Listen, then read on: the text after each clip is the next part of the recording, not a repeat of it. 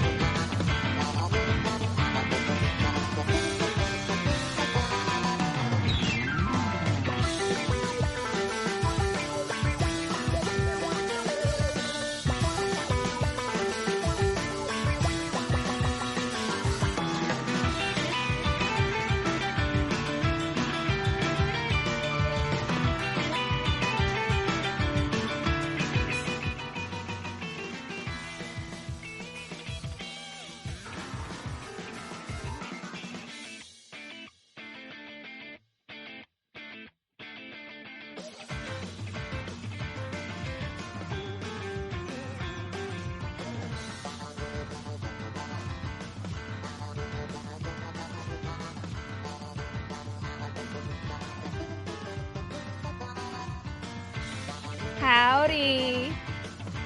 What is up, everybody? I'm here with Vic, and we're here to commentate the first part of the Party Wheel Tournament. Yay! I've been looking forward to this. seeing all the things come up on Twitter for it, knowing how it was last year. Yeah, And it's I my think they were first. already starting the bot. Yeah, it's my first time watching one of these. I'm very curious to see what we're going to get, and it's. I've only commentated some more standard tournaments, so I haven't had the chance to go with the adaptability that's going to be all the different things this tournament's going to throw at us. So I'm very curious to see what we're going to get first. Absolutely, it's very goofy. I am watching the bot run right now.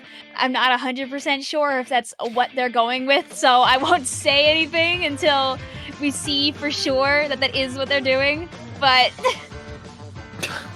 Oh my god, that's the the first one. comment you see, they said this is literally just the game. Is that the one we're doing? We'll have to see in a minute. My favorite last year, for those that might be newer to the party wheel, was when I was hanging out. We ended up getting a run of only custom jet on Port Mackerel. So a fun time for all involved. Yeah, absolutely. That sounds yeah, that sounds like Stingray. Stingray for sure. It was a lot of glory.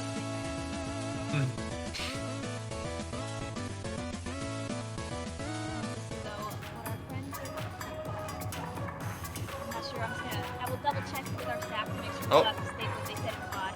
Well, here's the wheel. Turning. Okay, there we go. There's the wheel. Oh, let's see what we get. Spinning, spinning, spinning, spinning, spinning, spinning, spinning. Double down. Alright, so that does mean they're gonna get not one, but two different wheels to work with here, actually. We're gonna have two different conditions for this one. Let's see what we're gonna be getting. Waiting for it to show up on the screen. I just need running the bot. I love the Callie in the shoe making the return. The Callie shoe bot. Alright, so we do have randomized weapons. And we're gonna be on the Turf of the War. Turf War with random weapons. This is definitely one way you can play the game. I don't think it's a way anyone's quite prepared for, but you know. It's just you have to do run into your average match. You never know what people are gonna have. Yeah, we'll be pretty standard, so we'll have to see what we can get here as we get started with the two teams in just a moment.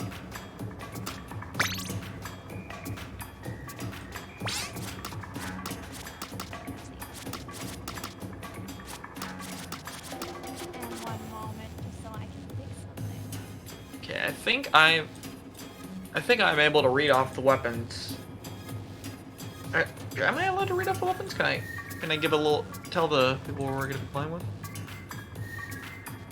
So, alright, so on team 1, we have the Dually Squelchers, the Splattershot Junior, the Gluga Dualies, and the H3 Nozzle Nose. Pretty well-rounded comp, a little bit of extra Dualies, but good bit of paint, a lot of support specials. On team 2, we have the L3 Nozzle Nose. We're gonna have some Crab in here. The brand new Luna Blaster Neo, which is gonna struggle a bit in Turf War, and pairing with that struggle is going to be a Blaster, so we're gonna vary for paint for our Turf War comp, but at least the last weapon will be the Flingza Roller. So we're gonna go from a fairly well-rounded comp to a 2-Slayer, 2-Painter type comp as well. And we'll have to see what the teams can do here. Gonna have to have very different playstyles with each composition, but of course it is Turf War. The last 30 seconds can change everything, so we'll have to see what happens. Take great pride in having the last 30 seconds change things. I mean, I'm sure, I don't know how much testing you've been doing this weekend, but after like 10 hours of it, you feel like you've seen it all until you realize, no, you really have not. Just watch the bot this month, so here's just double checking to make sure that things have not changed, or my mic is okay.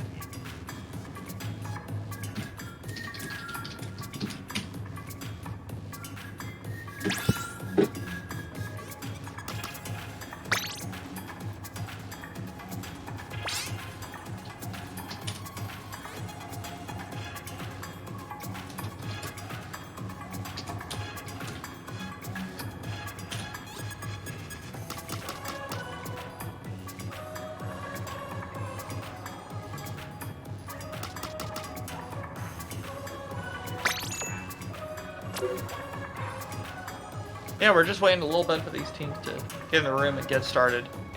And we'll have to see what kind of adaptations we can get here. I'm very curious for sure. Don't think I've really commentated Turf War in a long time, so that's going to be exciting as we get into this match in just a moment.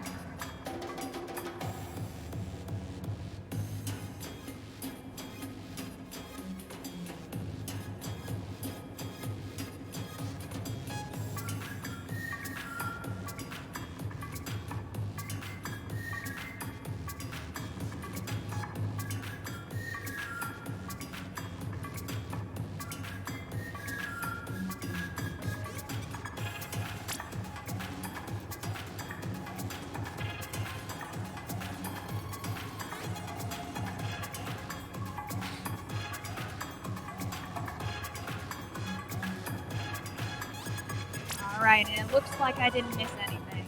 Doing good? Yeah, we're still just waiting for the teams to hop in, so not too much quite yet. Possibly love to see it. Welcome on in. I'm glad to see the Shmeeb shoe right in the chat. Yeah! I am ever so slightly biased as well, because I'm looking forward to seeing a little bit of the Blaster play. I mean, I'm also hoping. Team 1 I'm on the Cougars.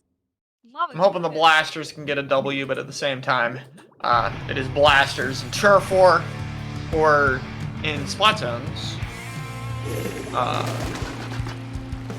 Okay, never mind. I guess we're doing Splat Zones as we hop into the match here. Comps are what we said predicted there, but my bad on the mode. Maybe I misread it. But we're going to be hopping into this game. It's going to be Turf War. They might end up, yup. Oh, yep. Okay, And never mind. the game Just a goes away mistake. immediately. Bye-bye, Happens Splat Zones. Back to Turf. You know what? As local Splat Zone enjoyers, maybe they just really wanted to play zones instead. As we wait for Bad Luck Trout and Melly to get set up again for another match. People got very excited. Seeing the shoes come out. Woo, zones! And then, nope. No zones. Zones is a lie. Sweet zones. That's all we're looking for here today instead. But you know what would a tourney be without accidentally being on the wrong mode for the first game? It just means we can only go up from here and then have a good time.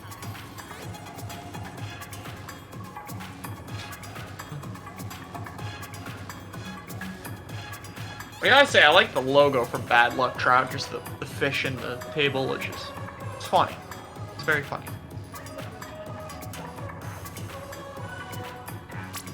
I always note how there's like spins going on in the background, and I want to make sure that I don't end up seeing the wrong button in the process. Alright, and now we actually are on Turf War on Hagglefish. That's the start up here. Yeah, here we go. Both teams loading in on Turf War Hagglefish Market. Gonna be probably opting for a pretty slow spot. I'd imagine the L3 gonna have to do a bit of spawn paint. No, gonna opt to let the Flingza do it while rolling. Efficient spawn paint, very important in Turf War. I think both these teams have kind of forgotten it a bit, so the spawn areas aren't gonna be looking too great at the start of the game. Junior is the first one down here as this Beluga is gonna try to find some space in the middle of the map. The Blasters are gonna attempt to walk forward in a rectangle. That's gonna be difficult, but it looks like they're making their way through the middle of the map. Gonna have to back off. All the Blasters have to do is make a couple of early game moves. You don't want to let that catch in, or else everything's gonna look very, very fast. For sure, we got the Crab Tank opening things up. The bubble is going to immediately deny it afterward. That's going to be great for setting up in the middle. And the Dooley Scorcher pushing in. Gets a wall to help him out, but not quite enough. We have an absolute fight on the side of the map, and that's a 1v2 remaining. Both the Blasters going to be moving the Gluga away. The bubble going to be able to give one more jump to the H3. From the auto bomb, here is hiding on the back. H3 Junior actually a very. I'm realizing now how much pain the blue team actually does have. Looking into these actions, 3-time melody with plenty of actual pain. And we're going to be dropping this tactic cooler as the teams try to move ahead of mid right now. We see the Flings on the top right side. The H3 is going to get the cooler. No one wants to be super aggressive. Even though you're doing that quick respawn, it is still Turf War. Dying is still very painful in this mode. 2 players go down, though, as we're starting to see the Marine Melody slowly lose control of the middle of the map. The bubble's going to be popped to try to hold it. It's going to last for a while. Luckily, there's nothing that the other team has to really be able to shred that bubble when it is popped. It's going to be able to maintain the middle of the map, and they're getting picks, but they're not really pushing super far ahead. not really able to get too much more space, and I feel like they are slowly losing ground to the double blaster team of Bad Luck Trout. A bit more painful, a bit more aggressive. As long as they can hold this ground, though, I do believe that the grab coming out, taking out a couple of numbers, just as I was hitting them, like good face, pushing ahead and putting a lot of paint on the ground on this side. Yeah, and they're going to be moving out into the middle of the map here, but finally we see Bad Luck Trout getting map control. They're just going to have to hold that for the next 40 or so seconds. We see a super jump behind. There's a junior in the back line with a bubble. There's more teammates jumping behind. Oh no, it's not Prime. I'm actually in the camera. You know that junior wants to get back there and beat literally everything. And they have the time to do it as we're reaching the last 30 seconds. Wait, is there a match? There is a point. I can't tell what's going on anymore. This is getting confusing. No, that's the magic of Surfboard. Oh, there's spots on the map. The Flings is fighting the Squelcher. This is a very key pick here. The Junior's gonna have to kill this blaster. If they go down, they're gonna lose so much paint control. Neither team is danger yet, though. It could go either way. Yeah, this is thing going on both sides. The camera trying to keep up. Well, the Ultra Stem gonna secure some picks, though. Finally, that's a lot of kills that they need, but is it enough to make up for the paint disadvantage they were at before that team fight? We'll have to see. I think Bad Luck Trout might have stolen it by a smidge. Yes, they do. Just right at the end, finally keeping it down. I mean, you saw from the moment they pulled up that crab tanker in the last minute, they started to get that aggression they really needed to put some paint down on Marine Melody's side. It's not maritime. We're not in the ocean. We're marine. And that's 1 point to Bad Luck Trout, as we're gonna have to go back and see that wheel spin again. GG's. Yeah, we're gonna have to do another spin to get our next matchup. They lost at the turf war with the random weapons, but you know, that's a lot of different conditions. The conditions are gonna be entirely different now, so maybe it'll be something a little bit better.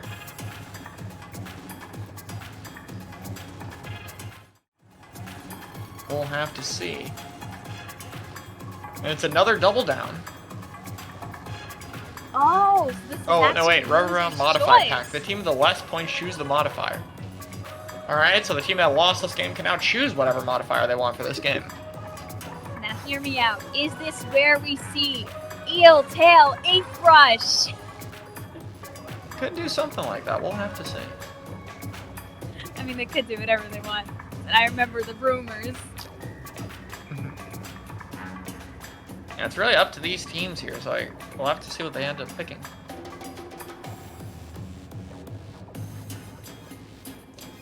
We wait for our wheel to give us our next bit of info. Yep. Strawberry saying maybe. I think it is. Bless.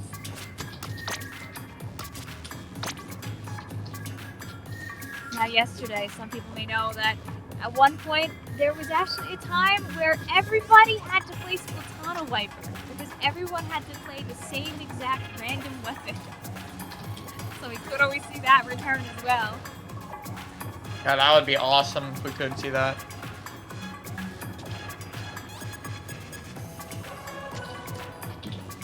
Oh. So there's definitely you can see for yourself from the bot chat what it might end up being. We'll see if that ends up happening for real.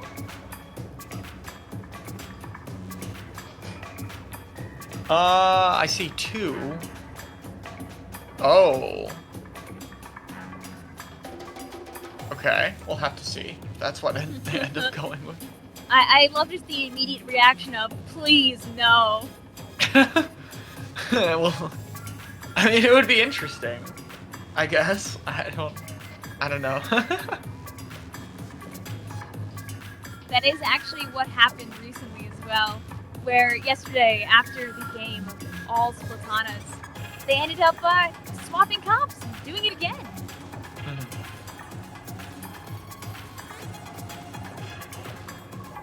Yeah, we'll have to see.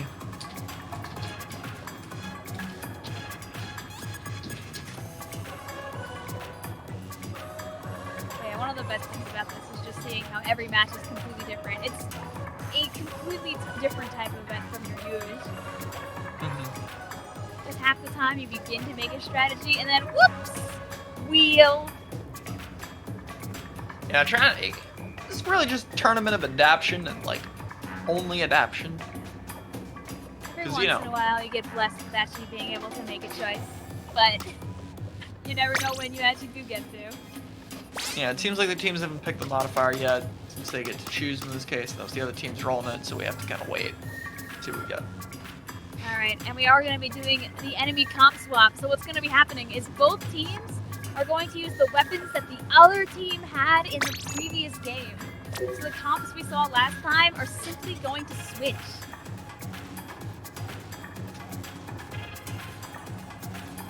All right, so yeah, that means the Blasters team is going to have to be the other team now. I guess, I mean, if you think you had a disadvantageous comp when you lost and that was a big part of it, then swapping the comps could be a great idea. So, I mean, I could see the plan there. I could see the theory crafting. We'll have to see if that ends up working out for them, but I like the concept. Switching now, where the team that was L3, Luna Blaster, Regular Blaster, and Klingza is now the Dually Squelchers, Splattershot Jr., Gluga, and H3. And vice versa. Or another team. This time we'll have Marine Melody on the Blaster team, and Bad Luck Trout with the Dually Jr., Gluga, H3. And for the most part, I mean, it's going to be very similar. Obviously, I don't think this one is on Turf War this time. That's kind of the main change. But outside of that, it's really just using the different comps. Now, hopefully, if it is a different mode other than Turf War, hopefully it could be a mode that would work out a bit better for the Blaster comp. Personally, I would take it to Tower Control, maybe Clam Blitz. Wouldn't really want a Rainmaker or Splat Zones. Those would be a little bit better. Probably not enough of better to where it'd be worth it.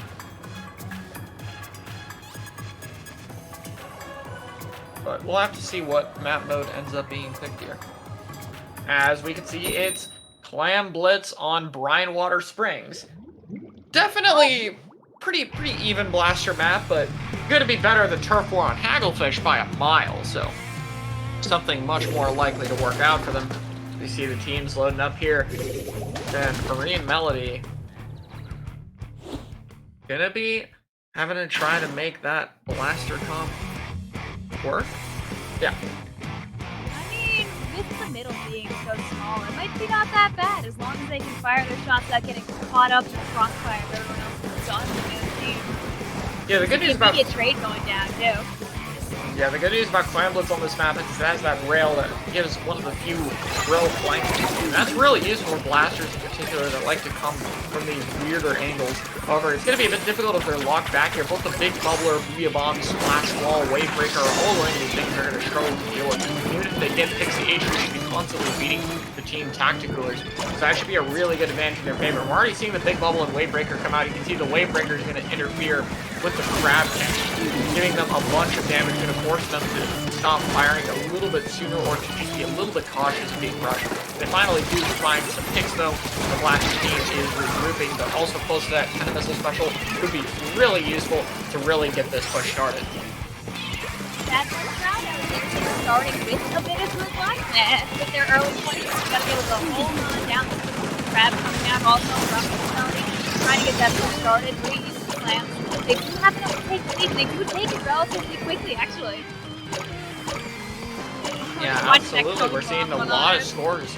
Points already going below 30 is pretty good for the starting push. It looks like the Squelchers are finally flanking behind. You want to get someone in mid here to try to cut off all the clam spawns on this map, and they're able to do so. And that forces Marine Melody back to their side of the base. They're going to have to try to hold for a little bit longer. They're trying to get that Crab tank on the L3 Wavebreaker, putting a lot of pressure. But if they can get the Crab in time, they should be able to defend. But I'm a bit worried how it's going to contend with the avalanche of specials we're going to be seeing here. There's the Wavebreaker. There's the Tactical, the Big Bubble, and the 10 missiles. Every special being used here, and we're starting to see the defense struggle. Great bomb fight in the corner also I saw there by Bad Luck Trout. Just watch that undo right on the camera.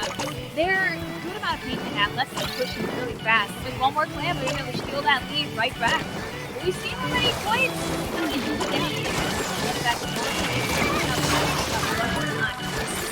Yeah, they do grab the pity clam. I think going for the power clam jump would have been enough to get the knockout, but they don't go for that plan quite fast enough. And now while they do have the power clam, now someone has to hold on to it, and they're going to be defending here. Wave Breaker going to come out. This Squasher's going to try to bully the Crab Tank. Wave helping out quite significantly with the ball form going to be enough to get the job done.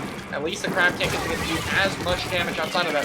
With 2 players going down, it's going to be a bit tricky. Junior has this bubble. They need to set it up in front of the basket before it's too late. The enemy team sets up their bubble. There's a bubble in a solid defensive position. Not as far forward as I would have liked, though. The missiles come out to do a lot of damage. The Ultra Stamp comes out. But no, they're going to be picked off before they can get the lead. 3 clams short, but they still have 2 minutes on the clock, and they're going to have a lower amount of points required to get that lead next time. We're going to see that they're actually running way faster to try and get their back. Bad Luck Trap already back. And they're fighting that 3 clams on them. That is enough to win if they get all 4 clean. Yeah, but the bubble, the main thing that would get them the rest of the way is going to have to be burned a little bit early. The Flingy is going to be able to break it. And I'm not quite sure if this push would work out, is what I would say if the Booyah did just take out the enemy team. And there's a 3 power clam score, and that is a GG. What a back and forth match, though, on Clam Blitz. Very fun to see. Now we have Marine Melody, Bad Luck Trout, O2 to move into our next game. Yeah, Bad Luck Trout proving that it was not a comp issue. We're able to win, regardless of which comp was being played. And that worked out really well for them. And now we'll have to see what the Game 3 adaptation is going to be as we go back to the party wheel bot and we get another spin. See what happens. There we go, our Wheel of Fate. Turning just like that last match, how back and forth it was. Oh, never mind, it's going again. Mayhaps we don't want to have the that going in. Oh! Random special weapon. So I believe this means that the random special from, I believe that's what it means, is the random special from whatever team is picked will be what is used. So we'll have to see. Come on. Give us 4v4 missiles. Yeah, that's what everyone wants to see. Yeah, we'll have to see what special weapon we get. And it looks like it's going to be...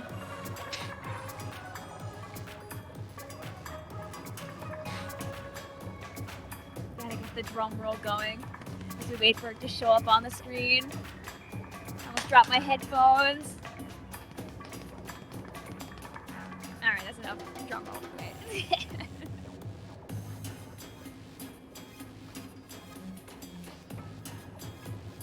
We'll have it momentarily here. Okay, I don't know if it'll show up on the stream, but it's going to be the Big Bubbler. We're going to have 4 of the Big Bubbler. And this should be especially interesting because we're going to see that, you know, if you bubble inside a bubble, you can break another bubble. So we're going to be seeing a lot of people trying to bubble bubbles this whole match. And that's going to be really fun to say all the time. So I did not know that, actually, that a bubble breaks another bubble. Yeah, if you go, but you have to get inside the bubble in order to do it. Does it insta-pop the bubble when you do that? Yeah, I believe it just completely breaks the enemy bubble with your own bubble. Huh. Alright. We learned something new. Well, we'll see. Let's think about what weapons you can have with Big Bubbler in this game. You have the Squiffer, you have the Junior, you have the Splat Roller, you have the Blaster. I'm trying to think if there are any other ones that there are otherwise. Just thinking about the variety we could see. I don't believe any of the long-range chargers have bubbles, so we shouldn't be seeing those. Mm-hmm.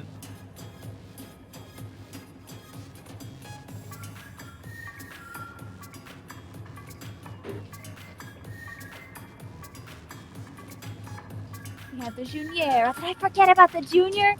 That would be a sin for me to forget about that, Dan. Yeah, Junior, the Zinc Mini Spiling, Oh, yeah. the Normal Blaster, the Splat Roller, and the Squiffer are our bubble weapons of choice for this. I think the most optimal comp would be Blaster or Roller, plus Junior, plus Zimmy, plus Squiffer. My opinion, that's what I think would be the best composition. Curious if we'll see a Squiffer on each side or not.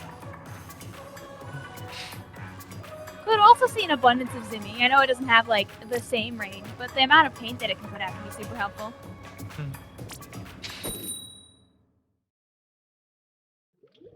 Can we get the glorious double mist comp? This is the Game startup here. We're going to be on tower control on Mako Mark. No Swiffer from Marine Melody, and no Swiffer either side. Double Junior versus Double Blaster. Yeah, a lot of blasters coming out of the Zinc mini spotling. Double Junior. It is tower control, so the Double Blaster Tower Mako does make a lot of sense here if you really think about it. But we'll be seeing those bubbles being popped constantly. One of the blasters is going to win their fight first before the mini spawning will be able to clean them up, meaning it can have the mobility to deal with Blaster quite nicely. As long as it can get on some flatter terrain, Blaster is going to try to pressure the enemy stack, trying to set up there, but it's going to be denied by the first of many big bubblers to be deployed.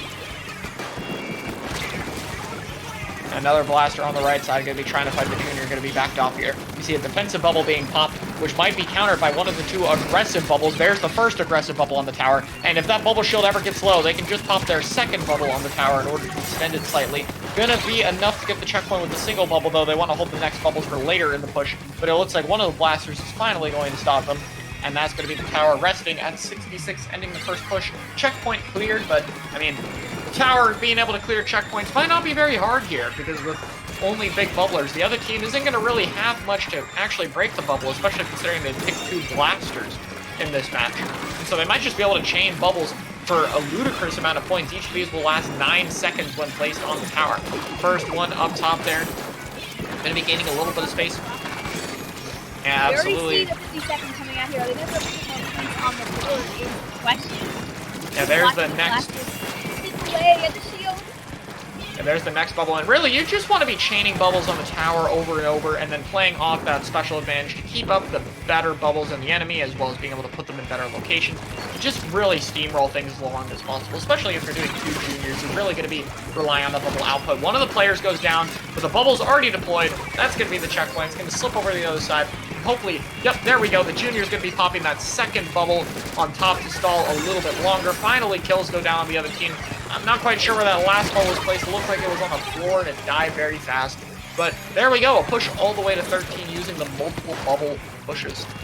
Yeah, every bubble that comes out, especially from the juniors, is a free bomb as well, which helps provide even more pressure. But at least Marine Melody gets a chance to start fighting back now. Their double blaster doing a quick care of people. Lots of corners on Mako Mark helping them out. But a lot of push damage here. Watching this push get started up, and we already see they have two bubbles, but they are two down. So we'll see how far they can get. Yeah, unfortunately that blaster went down. You would want to use the first bubble, then have the blaster deploy the second one and get the teammates to regroup to him. But with that blaster down, you're going to lose that second bubble. No one's going to be able to jump in. The mini spotling is going to go down. These guys really should have studied the 8-bubble meta before getting into this tournament. Obviously, that was what was going to be played. Anyway, we're going to be seeing the bubble move back. Going to be using the cover of the other bubble. They have two bubbles on the tower here. Now, what would be really nice is to not just have a bubble here, but to jump across the left side and then set up another bubble on the top left. That key position would be good to hold, and then you can have the bubble on the tower, force the tower forward. Really good way to get a key position. Bubble's going to be used to defend the blaster. They're going to throw a splat bomb. Blaster, of course, very weak against that sub, but going to get picked on quite nicely. Multiple kills happening, and it looks like we're going to see Bad Luck Trout really struggle to hold map control. Nope, they're going to be able to win it. My mistake there. Another blaster going to be pushing onto the tower for Marine Melody. He's going to be finding a kill. The Zimmy wants to try to protect the super jump so it can land safely. Going to be able to do that. They're trying to poke the blaster in the corner. Another set of kills go out there. We really need Marine Melody to get control of this tower. The junior's trying to pick a fight with this blaster, but the blaster's just going to move into the paint control, make sure that junior can't run them down, and just try to stay alive for the time being as their team regroups.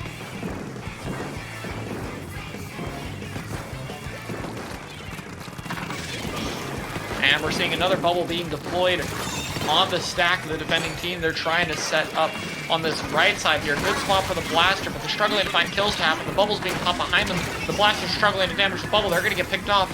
We're really seeing them struggle here right now. The blasters are going to be fighting on the right stack, trying to take the tower here. And right now, we're just seeing slowly but surely the map control is being maintained right now. There's the bomb from the junior there on the right side of the map, trying to hold Blaster coming out, going to be throwing a few auto bombs, going to be going into the middle of the stage. Bubble comes out to try to defend. They're going to break that bubble quickly since the vulnerability playing so close. Another bubble for the defending side, and now if you're on the orange team, you simply want to hold on to your bubbles because you don't really need to use any of them until the enemy team starts pushing, and then you can place them, and the duration will last all the way enough to overtime to be able to give you the defending ground you need. There goes the first bubble, going to be used in front near the tower. Have another one at the ready. Are they going to opt to pop it now? No, they're going to get the tower first. Get on the tower. Pop the bubble on the tower. Lily gets the kill, but the bubble's still on there, and that'll allow them to safely walk on the tower. And that is going to be Bad Luck Trout taking it 3-0 over Marine Melody. Very good play from both teams. Nice try from Marine Melody. And Bad Luck Trout is going to be moving on later in this tournament, so we will be seeing them again at some point. But good job to them, and we will be back later with the next set.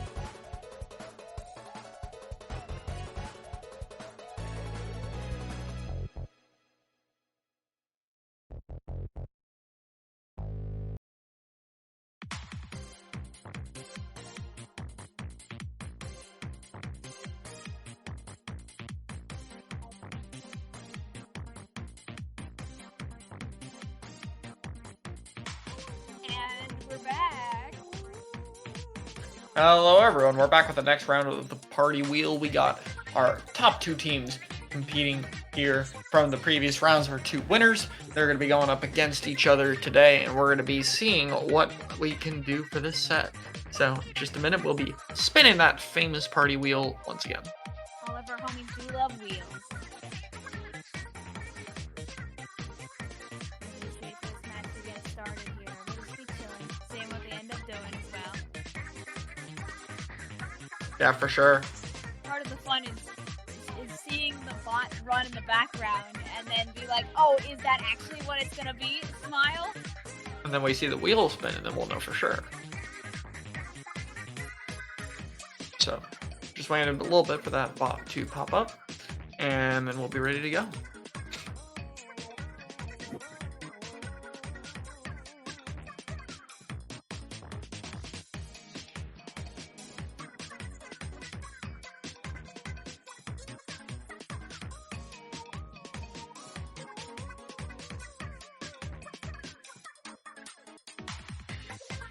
Yeah, team's almost ready to load in, and we'll begin the wheel spinning once again.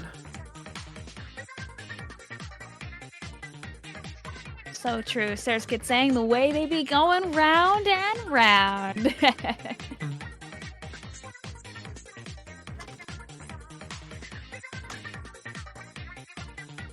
I'm just waiting a bit for it to spin a little bit.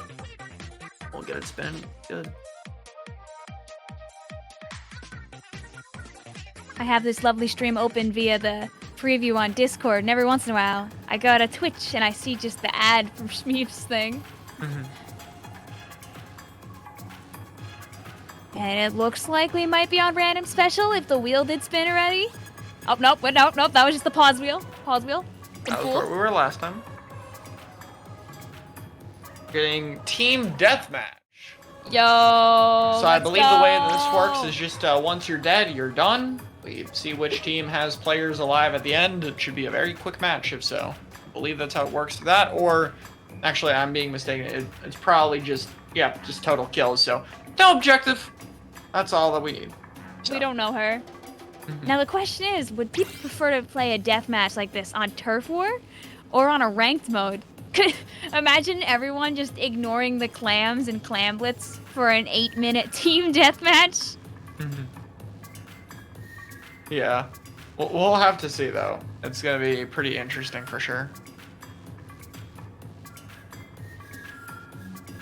And the way it looks on the screen originally on the wheel, just all spaced out. Deathmatch.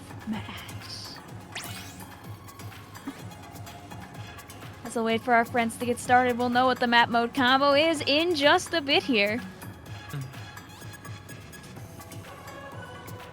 Yeah, I'm looking forward to it. Team deathmatch is always fun.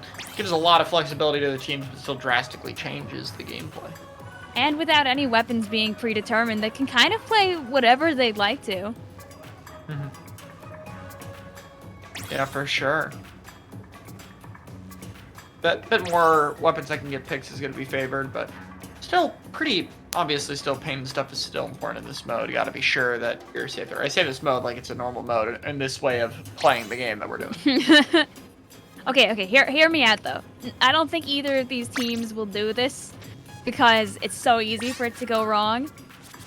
But imagine having your 4th be a glorious all sub power up Splattershot Nova. Constant location. At the cost of not being able to get the kills you need to win the game, but we'll see. It's a sacrifice that might be funny to make. Surskit saying, what about just being E-leader straight from the spawn circle? Enemy team comes running up to you, but they can't do anything. Oh wait, but there is no spawn circle in this game. Wait! That doesn't work here! Yeah, the mode actually functions a lot better in this game than in Splatoon 2 because of that spawn shield being gone. So. We'll have to see what happens, but... I suppose if you're not trying to go for sub power up Quintessence or cheese, you go for something that has probably a bomb. You want to be able to poke with basically everything you have as well. Yeah, for sure. Just the ability to put any form of pressure would be pretty good.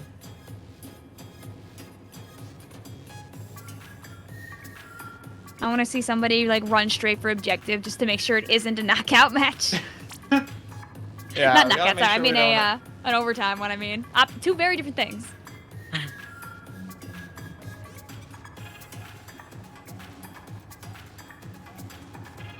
Yeah, we'll have to see as we wait for the teams to get into the match.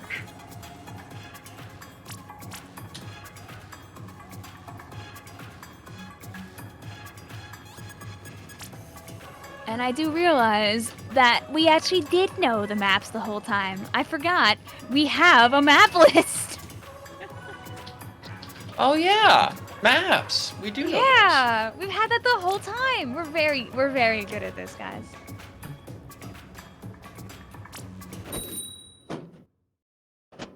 Now, does your opinion of good weapons change when we end up going to old Scorch Gorge? Is the question. Yeah, and we see a range blaster coming out. There's the Nova. Maybe they heard you. Yo, let's go! All right, we've got Ink in the System versus Bad Luck Trout coming back again from last round. And we'll see who can come out on top. We see the double machine coming out from Bad Luck Trout. Kind of curious how that one will go.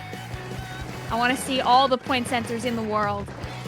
Yeah, we'll have to see there. No weapon that struggles to get kills in a team deathmatch is definitely not what I would expect. There's also Turf Wars. There's only 3 minutes for this, so it's going to be pretty fast. We're seeing a lot of specials come out, but neither team has found a pick so far. You'd be surprised how cautious people play when their deaths are the objective. But we see our first fight come out. It's a trade so far even between both teams. Splash goes down. That puts a slight lead to the light blue team. You guys, you're winning. Run back to your spawn shield. Jump out, jump out. Yeah, we can't do that here. Or can we? If you're that Maybe. range blaster, you want to be.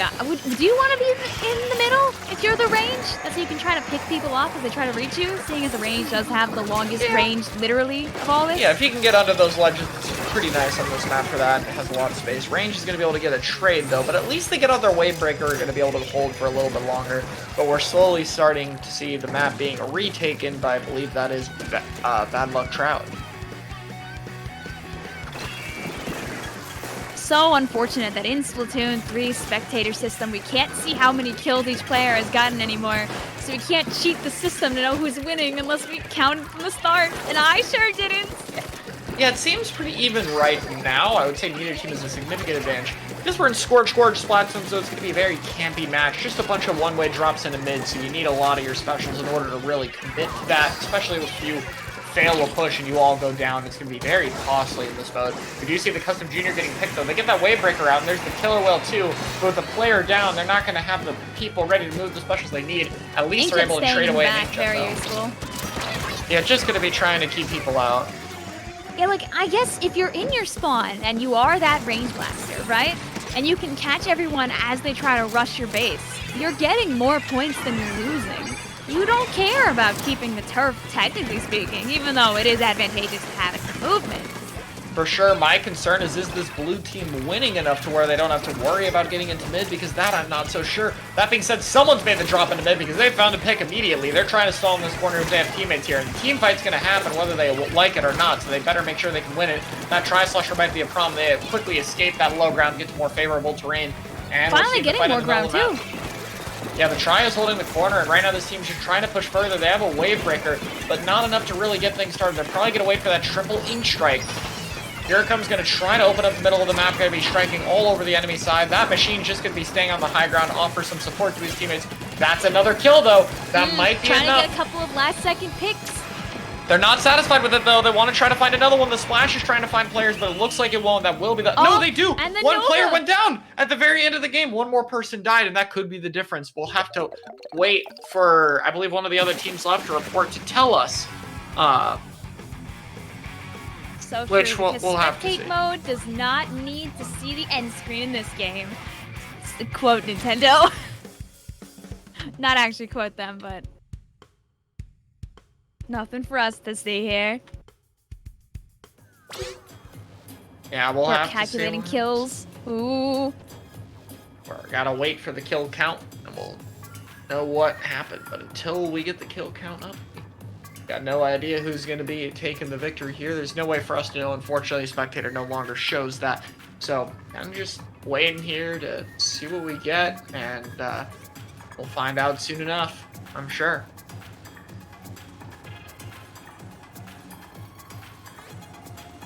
I suppose for now we have chat place their bets. I see Netter saying, please, please be BLT.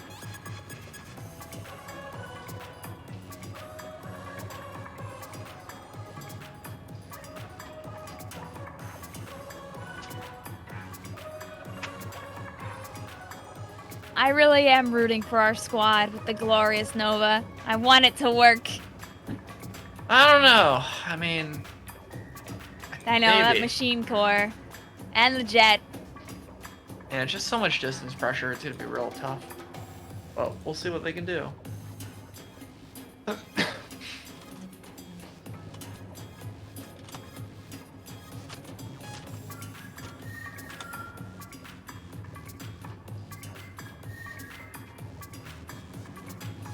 And I'm expecting that we might all get told at the same time if the info shows up in chat.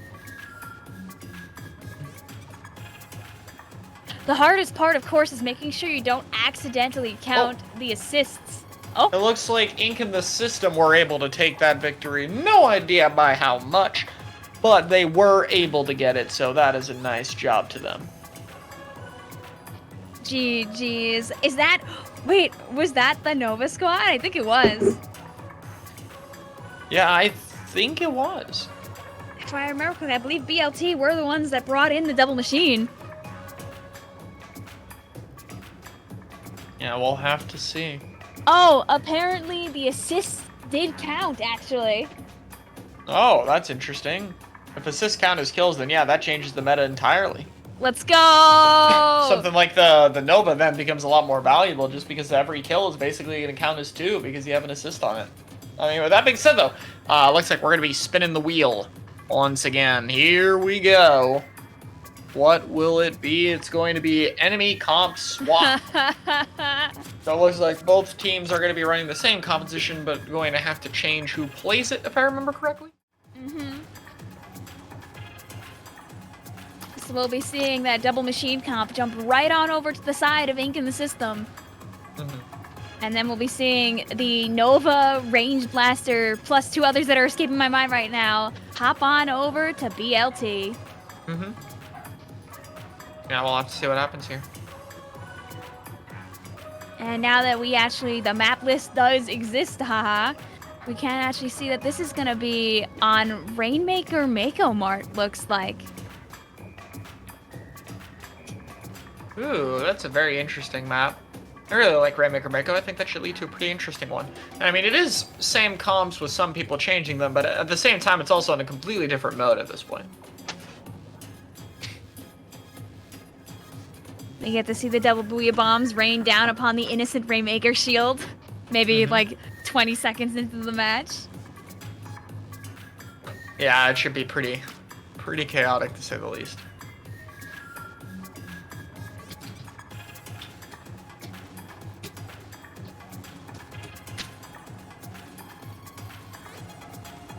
And we can see remember last time, BLT was able to win after they had the enemy comp swapped onto them. So the question is, can BLT turn this around and turn it into a 1-to-1? Yeah, hopefully they'll be able to do so. That should help out quite a lot.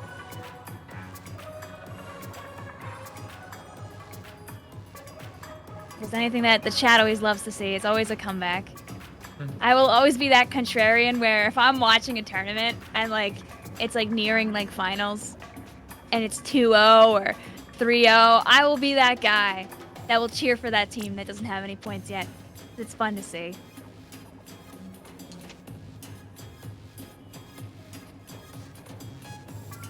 Yeah, pretty close to hopping into it. Yeah, exactly, Sync. It's fun to root for the underdog.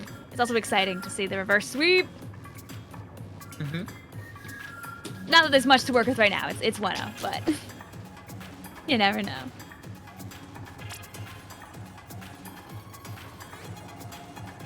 Yeah, we'll have to see. We're just waiting a little bit for these teams to get started.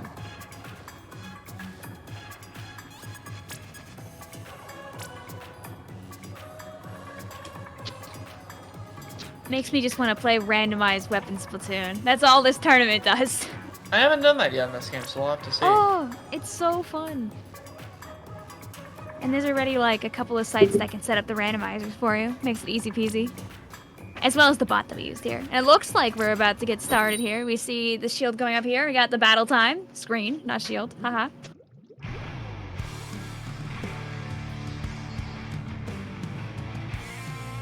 And we're going to be seeing the team swap now with the Machine Bucket Splash on the side of Ink in the System and the Range Junior Splattershot Nova on the side of Bad Luck Trout. And they're off. Yep, pretty similar strategies now going back to the normal objective here. I think this comp's going to struggle a bit in Rainmaker between the Nova and the Range Blaster. They have very little damage to pop the shield. And I think the Tri-Slosher, I mean, it's two machines and a splash. It's just pretty close to meta right now at this point. The Tri is something that fits very well on this map, so...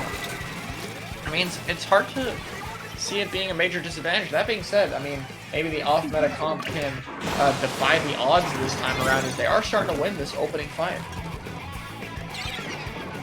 There's the Rainmaker grab by the Nova. They're going to try to break it away to the side, having the Junior get in front to distract the machine. Going to force the Booyah Bomb. Well, if they went a little bit faster, I think they could have secured that checkpoint, but a little bit of hesitancy was going to be a bit too much. And they've got Booyah Bomb coming number 2 here. Trying to get back on up to the block again. The Fizzy Bombs being a big old pain. Fizzy Bomb is fantastic on this map as well, so another thing they kind of had to deal with a lot. Waiting out that Inkjet.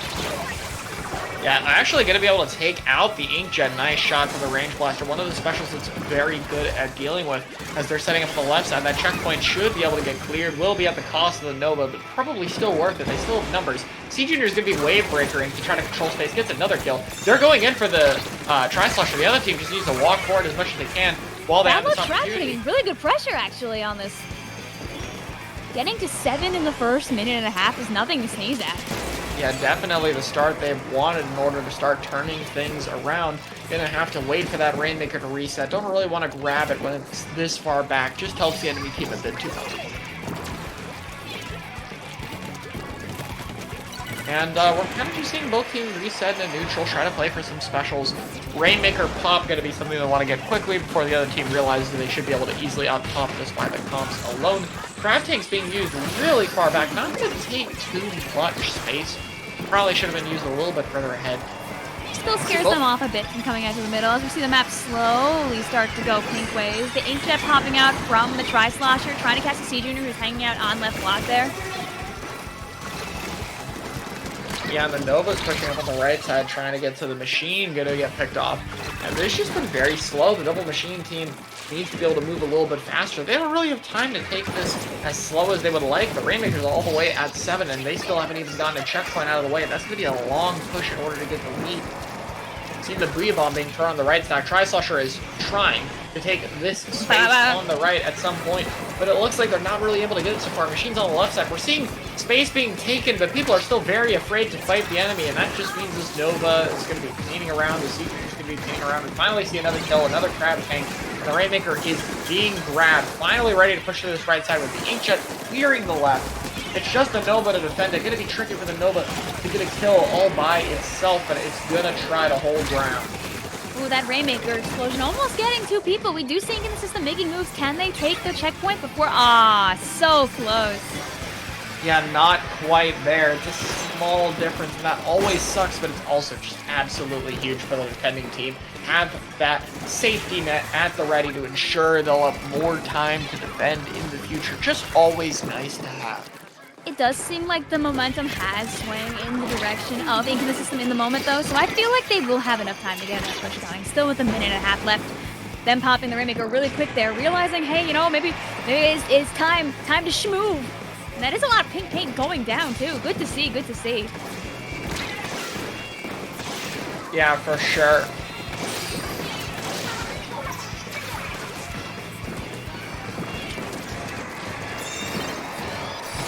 Right now, the Rainmaker's being grabbed. It looks like they're going to try to go for that right checkpoint. It is a bit closer, but unfortunately, the Splat Bomb, the hard counter to the Rainmaker, are going to be taking it out.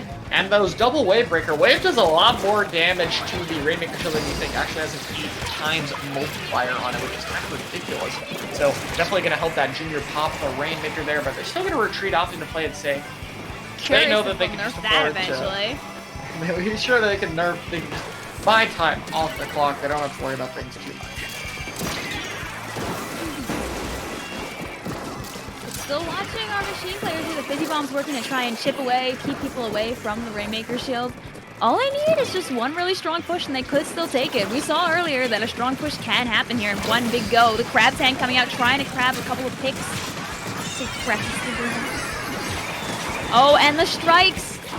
Not actually catching the Rainmaker. They finally get to make their run. They have to get through the checkpoint and they have to make it all the way through without dying with the rain. Otherwise, bad things will be happening this way. Seeing the waves come out. And we're seeing them very close to that checkpoint. Now, the good news is well, I'm not going to get to it in time. I was going to say, if they are able to survive, they have a lot of time because they just need to get to the checkpoint in the 60 seconds. But as I was saying that, they actually just shot the Rainmaker and ended the game anyway. So no checkpoint even going to be on the way. A good try for making the system, though, with that comeback, bringing us to 1-1. And that's going to be bad luck Trout getting the win.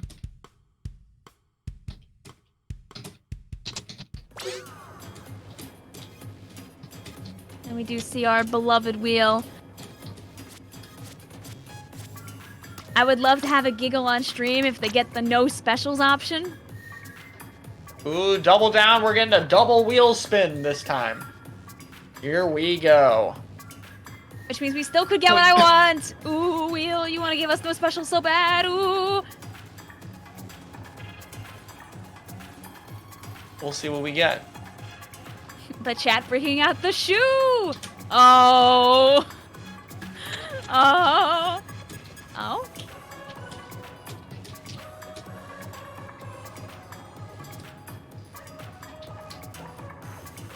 What happens if it's...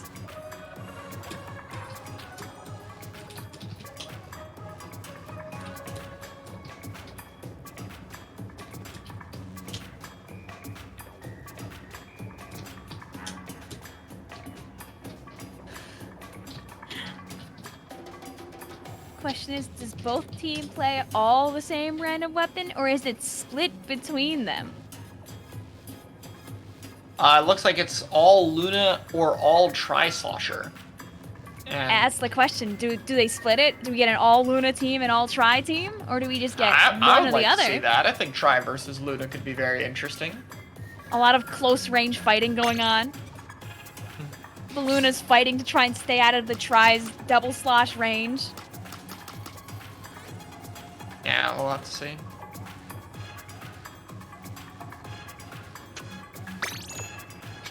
I'm minorly biased. I'd be voted. I'd put my. I'd double down on the Tri sloshers. I'd believe in them. But I might Oh, they depend on get that to. mode, of course. It turns out each team gets to pick which one they want to do. Oh. So we'll see if they're gonna pick the Tri-Sloshers or pick the Luna. Now I gotta be honest. Tri is the better weapon by like a mile. But maybe the Zipcaster and Splat Bomb of the first Luna kit are arguably way better than the Toxic Mist and Inkjet of the Tri-Slosher kit. So, do you pick the weapon for the kit, or are you gonna pick it for the weapon? That's the question we're having here today.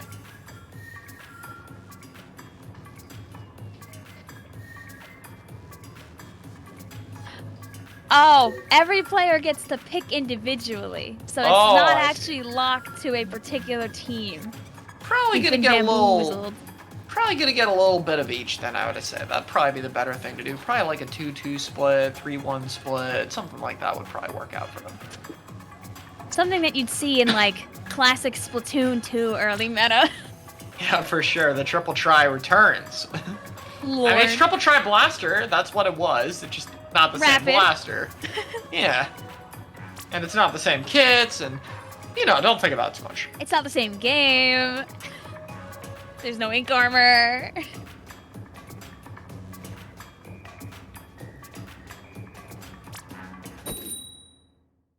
And we do see things actually about to start up here. We will be on, drumroll, tower control on Eeltail Alley. And tower control might influence the picks a little bit to be more sided to the Luna. Looks like we're going with 3 Tri Luna versus 2 Tri 2 Luna. So yeah, Tri-Slosher going to be winning the preference fight today. There's a W for the Tri-Slosher players. Who saw that one coming? Even on tower control. But here we go, as both teams roll out into the middle of the map. The bridge will also be a notable factor. Obviously, both weapons can poke onto the bridge, but Tri-Slosher is much better at hitting people underneath the bridge with that fall-off shot. So getting control up there could be really useful. So far, we're just going to have an absolute just fight into mid. Really, this is just about getting the first hit. It's pretty hard to miss with either of these weapons, and none of these are really matchups where you're going to go for directs. There's a Luna Blaster, so it's mostly just get the first hit and make something happen with it. And maybe a Zipcaster, try to mix up the angle a bit, take advantage of the armor, but even then, Tri is going to be very good at dealing with Zipcaster, something I didn't think about previously. Oh yeah, because you can just slosh directly at them as they're flying at you. I actually don't know exactly the timing for... Are there still invincibility frames on the Zip? Because I remember it does have armor while it is traveling in the air, but that only will take one singular Tri-Slosher hit, so even then, it's likely you'll still be able to get off another 2 and get the kill. Before they come flying on into you. It'll be curious though, because we do have 2 zips on one team with only 1 zip on the other, replacing it again with another Inkjet. Yeah, Inkjet feeling relatively strong here because everyone is low range, but you do have access to the bridges to help reach the jets, depending on where they are. Yeah, it's just going to be about getting Jet in the right positions. If you can do that, could be pretty useful here, but there's just very little unaccessible terrain for the Inkjets to really take advantage of height. You have to mostly do it from the bridge if the enemy team isn't on it, or a little bit on the 2 sides of the map has those little ledges, the unthinkable walls that you can stand on. The saddest thing for me is imagining being on one of those bridges and being, like, unable to reach anything. Because none of these weapons can. They can't take advantage of the big old drop. Yeah, we do see the Luna going up here with the Zipcaster. Not really able to find anything, but did apply a little bit of pressure. Both teams able to get past the first checkpoint, but not much further so far. It's really when you get control of the bridge that lockouts can be a bit more dangerous, and especially with this comp, it's only going to get closer to that as we do see players going down.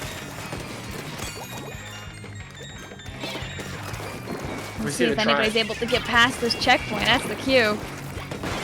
The second checkpoint is going to be the tricky part, but luckily the Inkjet and Zipcaster is going to be helping. Zipping directly onto that. Tri-Slash is very risky, able to at least get a trade onto the Tri, pushing them really far back. There's another Tri on the left side, but unfortunately, while they do get points here, still nowhere near clearing through that checkpoint. Only got through, I believe, half of it, yeah. So still bought them some time, though. Yeah, Having 2 people watching that. It's going to be which team can clear that checkpoint first. It's going to be the major advantage. Oh god, there's so much. I see the mist. I see the Luna Blasters flying in the air. Ooh, that's a good double from that Zipcaster. That could be a big one. Try trades. The last person. 1v1 actually. And an Inkjet. Not sure if I like that there. At least it does leave a recall, but that would mostly be useful if you're splitting up where you're fighting the Inkjet from the recall to force people to pick, but the Jet stayed very near the recall, making it easier to camp the landing. That's going to lead to both of those players going down, and would have liked it if they split up a little bit with that Inkjet, forced the person fighting it to choose between camping the jumps or trying to kill the Inkjet. That being said, the bridge is being taken by that Tri-Slosher, and we're slowly starting to see the purple team getting map control. Yeah, they want to try their best, it's not pun intentional, to keep that team away, because even if nobody scores any more points and no one's able to get past that checkpoint, they can say they were the only ones that made it that far. Yeah, exactly, and here we go onto the second checkpoint again, looking for a lead extension. Zipcaster going to be used to try to clear that left side. I believe they went down, though. Inkjet going to be used, but they're going to have to use their Inkjet to sit on the tower. They are at least able to clear the checkpoint.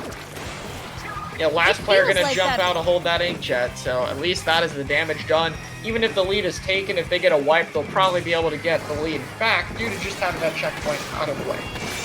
One of the players on Ink in the system really knows how to use that Inkjet. Use that zip. They've gone to the same place, it feels like, every time they zip, and they always cause problems to the enemy team whenever they show up there. It's very great to see, and we actually see the attempt to go and get the checkpoint now coming in from Bad Luck Trout.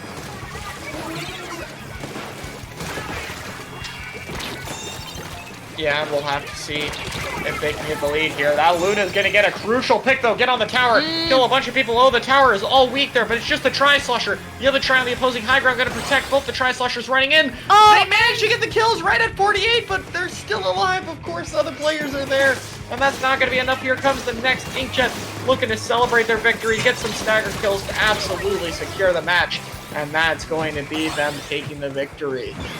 What a good hold right at the end for Bad Luck Trout.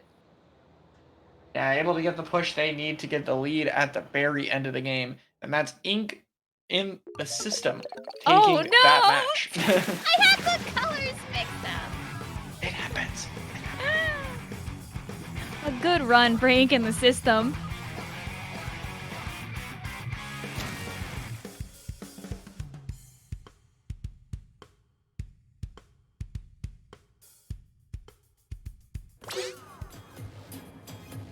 We do have it now set at 2-1. Ink in the system up by 1. If they win this one, that'll be it. We do watch the wheel to see where will be going next.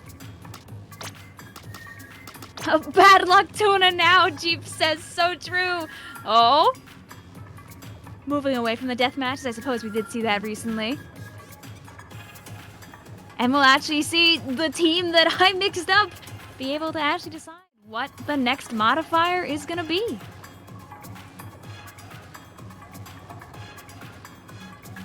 So we'll have Bad Luck Trout able to decide exactly what the heck is going to be going on, if they want to do some random weapons, if they want to have a particular like team comp mayhap set up.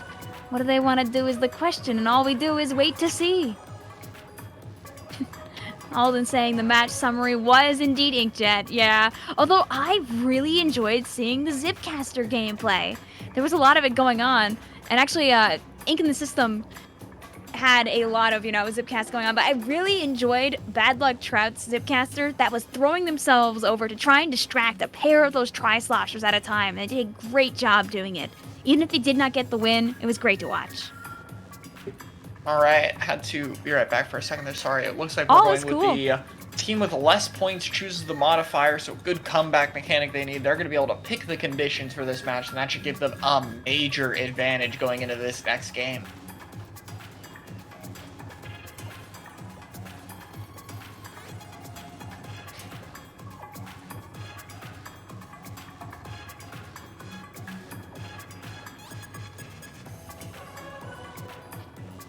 We'll have to wait to see what the teams are doing.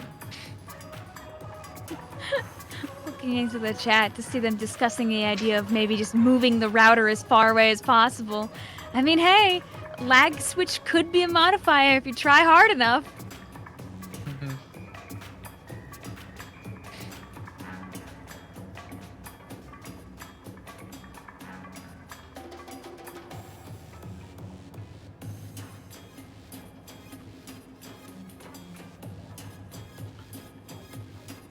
Now we'll have to see what these teams are picking as we just wait for them to get their choice. It's something that they definitely want to take their time thinking about. It's a very important choice. You want to make sure you get the win. I mean, you don't want to just risk it all on running all Toxic Mist. Say, yeah, we've got the power. Yo! No specials, so it's going to be a fairly standard match if you don't count the specials there. And we'll have to see, though. Not having specials means the power of the main and sub-weapon combination is what's most important, and we'll have to see what the teams value when their specials taken out of the occasion. It's going to be on Rainmaker Wahoo as well. So we'll have to see our players being very, very strong in their mechanics so that they can win their fights. We all know how fast Rainmaker Wahoo can go at times. It's also one of the Wahoo maps where you can't actually get to the middle at the start, or at all, if I remember correctly, right? I don't think the platform moves at all in Rainmaker Wahoo. Could be wrong about that.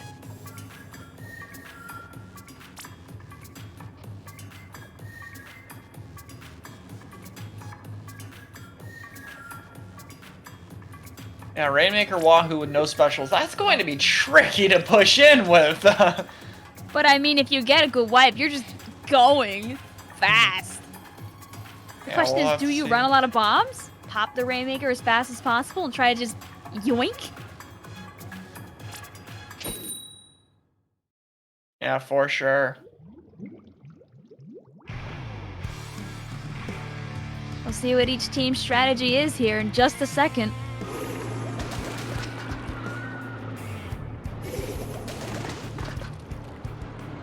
Ooh, loving the ballpoint coming out on Bad Luck Trout's side. Ooh, indeed, ballpoint machine. T-Tech surprised to see a junior without the specials being allowed. A Dapple Dooley is another interesting choice, probably wants that beacons. Sticking with a range blaster, T-Tech, and another junior. 2 juniors, even without any specials. That is amazing to see. I am a big fan of the Battle Junior, so I'm all about it. Doesn't matter which one it is, they both can be very annoying. Torpedoes from the Custom Junior? Perfect to stop people from doing what they want, because they gotta focus on the torpedo instead. You're a torpedo enjoyer, you know the feeling. Yeah, of course, Torpedo is a great pick for sure. Can't ever bash that sub up, but it's just way too cool. And we're seeing a very nice opening lead for them as they're going to be able to get the dunk immediately and set up a really nice push range blaster on the high ground, trying to find something, but eventually goes down. And this is going to be a really early push that's going to get a lot of points all the way to 25. Bad Luck Trout really said, hey, can we bring it back to 2-2, please? Thanks. And we'll have to see what they can do here. This is going to be very attacker-sided, though, once you get started, though. Getting the middle of the map is so huge on this map. That being said, it looks like they're struggling a little bit. The Dapple Dooley goes down early. We're seeing the bridge give a nice rotation for the junior to apply a little bit more pressure, as this Rainmaker pop is going to be very important in trying to clear the map. And the Dapple, unfortunately, the main one to pop the Rainmaker shield does go down. Looks like that's not going to stop them from getting it, though. So they're at least going to have some map control here. But a flurry of bombs into the middle of the map. It's just trying to keep out the only relevant part of Wahoo World. Finally, the bridge opens up. The map is at least a little bit more playable at this point. We'll have to see what the teams can do. So I'm wrong about that. Also, the map does open up. Needed to make sure that was true. Loving the double bomb from the junior, though. Always good to keep that Rainmaker very safe. Just gotta chuck them into mid. Great way to hold the Rainmaker down. Yeah, and we'll see The the ballpoint ballpoint with finds a you great this. double. Yeah, very nice job to them. Ballpoint going to be walking on the left side over here, trying to get some setup on the side. I was about to say he was going to set up that inkjet, and then I remember no, he's not doing that because you can't pop the inkjet. Going to have to see which team is going to grab the Rainmaker. It looks like they're opting to just kind of leave the Rainmaker there. Don't really want to give them any time, and so it'll just be easier to hold if they just, leave the Rainmaker and just keep putting that suppressing fire, that bomb spam onto the middle of the map. Loving the ballpoint versus torpedo gameplay that we're watching on the camera. Yeah, they're just trying to constantly move the ballpoint away, but the ballpoint is one of the better weapons in taking care of those torpedoes. Having the ability to recharge in between shooting just allows it to keep up that continuous stream of fire for such a long time that the torp spam becomes a little bit not worth it. That being said, though, multiple members are going down. This ballpoint's going to have to set up on the right side to try to protect this checkpoint, and this Penatech is there to keep them away. This should be a checkpoint secured. They do get it, and they get a pick onto the ballpoint player. We're now 3-3. This player on the left has to be a bit careful. They're a bit cut off because of the Rainmaker shield. It's popped, but they're going to have to run it a far distance in order to get there. You don't want that Rainmaker to reset on this map. It takes a bit to get through mid due to the uninkable, so they want to get the Rainmaker. That Dapple finds a pick. Their team needs to go with it. I'm not sure if it's in does time. have the aggression. Oh, no, it's just a little bit too late. Perfect time. If they just went a little bit sooner, I think they could have made it, but the gap and the opportunity created and closed, that's just going to be 1 point short of the lead. And this is the one that's so bad, too, because if they win this game, they win the set, so you know they're going to keep on trying. Watching that Rainmaker run straight on back to the other side. I don't know where Ink in the System is, if they're going to be there in time to stop them from getting more points. Yeah, and they're going to extend the lead to 17. Not what you want to see. The rotation back to spawn just took way too long. And wow, that's going to be a bit devastating for them. Now they have to go through even more stuff. The person who grabbed the Rainmaker also instantly died, which is going to buy even more time, because now they're going to have to pop and try to wait for it to reset again. And that's just going to buy more time for the team in the lead. Watching the Fizzy Bomb spam come out. If anybody's got LDE, at least they have more bombs than ever now. Yeah, if anything, it might now be even easier for the defending team. The only real value that they lost was the checkpoint, but trading the checkpoint for a last-ditch effort really isn't too bad in this situation, especially on Wahoo World, where the bomb spam is so important, especially without any specials to force their way through them. Real special is the bomb spam. Yeah, Watching the torpedoes come back again. Ink in the System wants to make sure they don't die here as they try to put a little bit of paint on the ground to start that push. If they can catch that ballpoint or the machine, they might be able to get it. Machine going down, 3v3. And there's the Rainmaker being grabbed. From here, it's a timer on the clock. If that Rainmaker dies, it's over. They got to get all the way to 17. And hopefully they can do it safely. The ballpoint's putting some crossfire pressure along mid, and there's a Junior on the left side. Their team needs to clear the space by the Rainmaker. Able to get the Junior, at least. And that can get the Rainmaker safely to the left side, provide a little bit of a wall to be able to protect them from that ballpoint fire, at least make it a bit more difficult. But still, they're a long way through pushing that left side, and about half of the overtime meter is already over. We're approaching And no checkpoint refresh for them either. And the Range Blaster's on the flank. The ballpoint is watching it, but the Range Blaster manages to get through the fire somehow, is able to get one, almost picks the machine, just barely missing it. The machine's on the right side, and I don't think they see it. They must be aware of it now with the Fizzy Bombs, but they're running low on time, about 20 seconds remaining. Oh, that Fizzy might catch the Rainmaker. Okay, they did it. They kind of have They to gotta go kill. now, They need though. to move before the machine gets behind them. They're able to get out of the way in time, but they don't kill the Junior. If that Junior went down, they could have broke the Rainmaker past them, but it's just not enough. What a good run. What a good try. I wanted to see it. It was almost there. Very scary. Going to 2-2 for Ink in the System versus Bad Luck Trout, meaning we'll need the wheel one more time as we go to our final map. Yeah, that's going to be a little bit devastating there.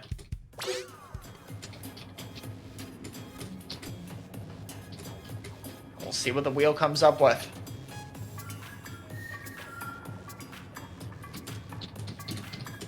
And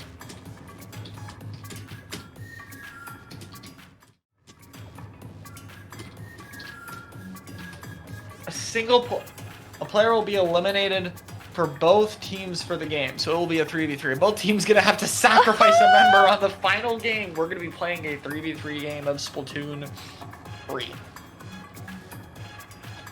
perfect for this game. Yeah, we'll have to see how that goes. That's gonna be quite interesting for sure.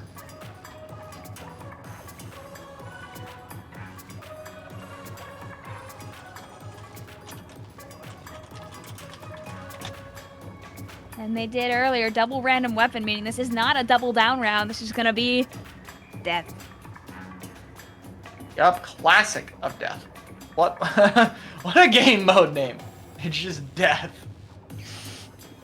I mean, hey, honesty is the best policy.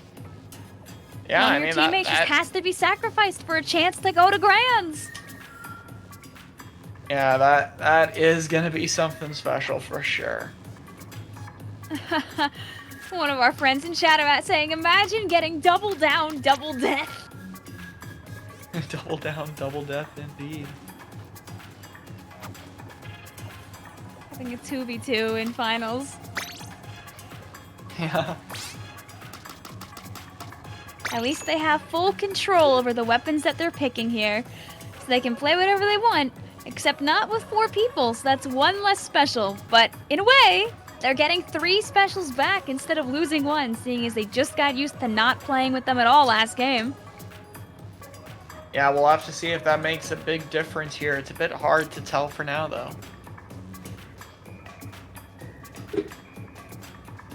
I don't know, having only 3 people means less paint, less bombs, technically speaking, less specials. I feel like with less people alive and on your team, you probably don't want to go in the direction of a slower weapon, right? Because then you really take away from your team's momentum a lot of the time.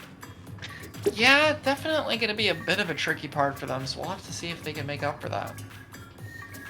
I tried doing a little goofy Explo earlier in Tricolor Turf War, and I can tell you, when you're on that team of 2, ooh, it is very scary to not have very much paint power to work with.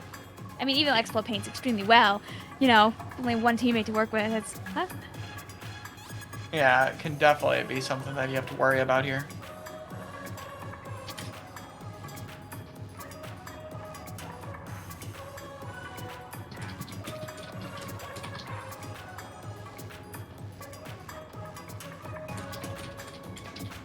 And we're think just I waiting was- for this match to get started. oh, Looks like we got our swaps out. We're on zones mahi mahi. I like this map. It's pretty good. Mahi. Very different opinions going on here. I mean, it's cool. Zones mahi is cool. I think the greatest defender for me is Tower Control Mahi, and it sullied all the other ones for me, but... Alright, Yeah. and we're only with 3 people here. Everybody going fast! We have Zap T-Tech Splash versus Splash Machine Splash. I don't know why. I think there might be a favorite weapon amongst the people in this group, but it just might be me that's making that assumption. No, I think the splashes are just there because people are very big fans of the splash amount. Yeah, okay, I'm right. What? You don't want? Maybe you don't desire some crab action on Mahi Mahi zones? Might not be the largest fan of the person, but, you know, that's not going to stop anything. The Tri-Strike and the bombs flying out from the T-Tech, absolutely letting their teammates work their magic. Absolutely. It's a 1v1 Splash v Zap. Will they go for each other, or are they just going to fight to, like, hold zone down? Ooh, it's hard to say. It looks like the crab's going to maintain control. And so far, not too much to worry about because the water level hasn't dropped yet. Of course, the map's going to be a little bit less claustrophobic in a 3v3. I think that might actually make the first part of this map feel a little bit better in that case, but it's still something where you want to be a little bit cautious about it. Yeah, and if teammates get too scrappy, it's very easy to get a wipeout with one less player, too, so you got to keep that in mind. Yeah, absolutely. It's going to be something we have to be cautious with.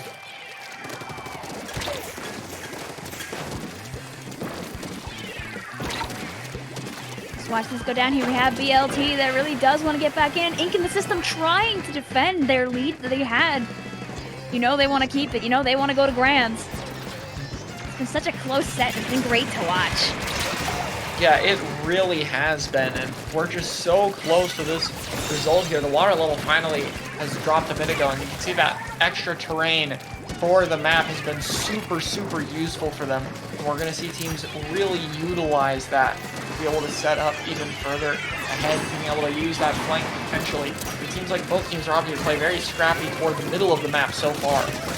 I think BLT's machine is very happy to have that extra ground to work with. Now they can walk right up to near the enemy drop and just kind of wait for people to drop near them.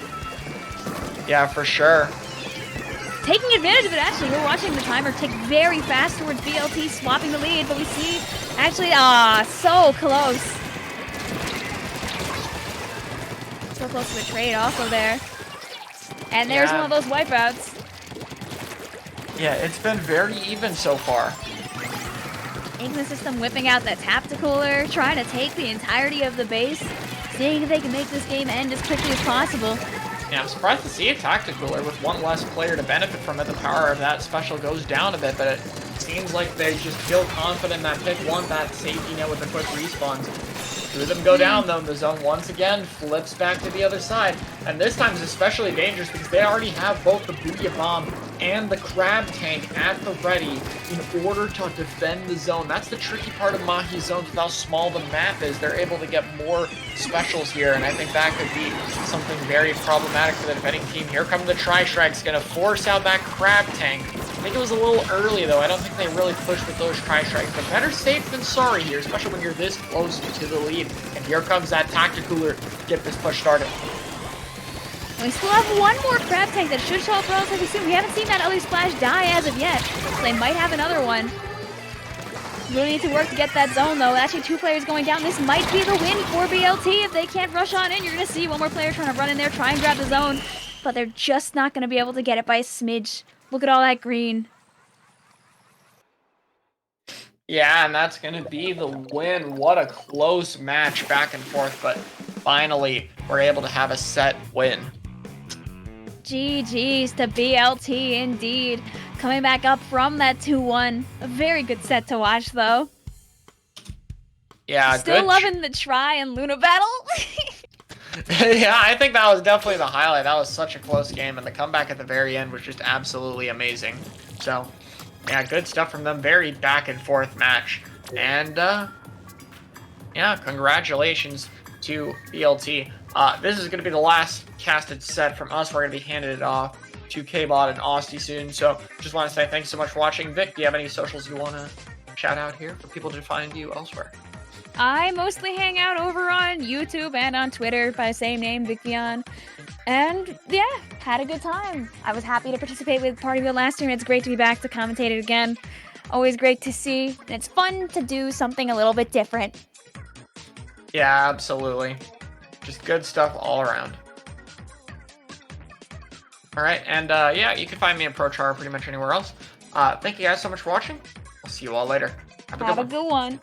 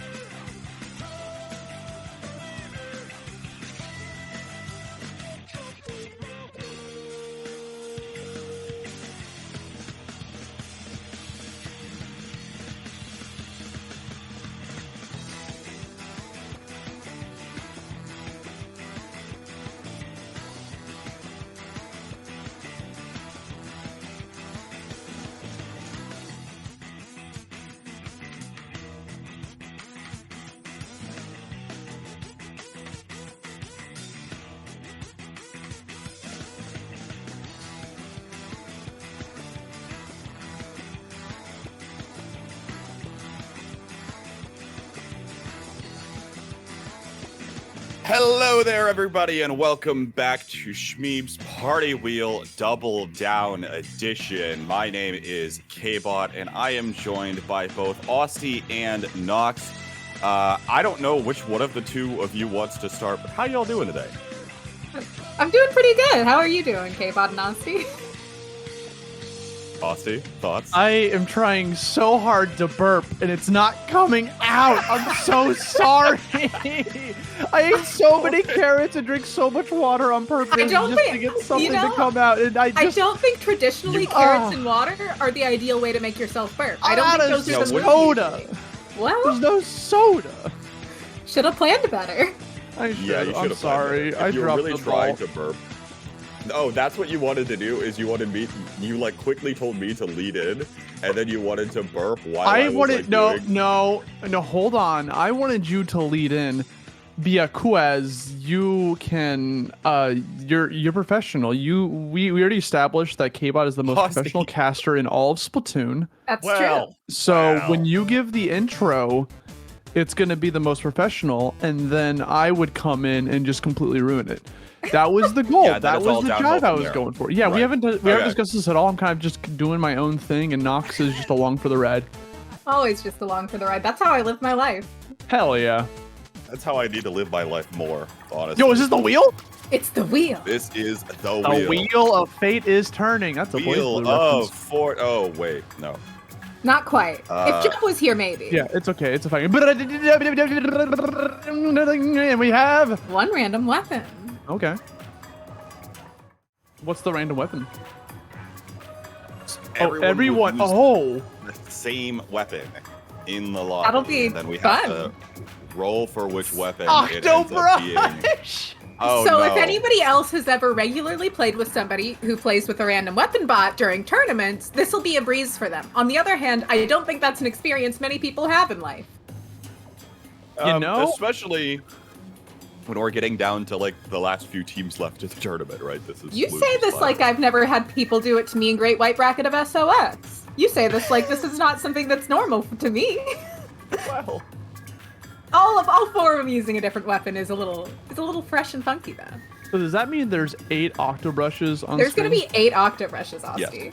So this is a weapon that I know dear to my heart.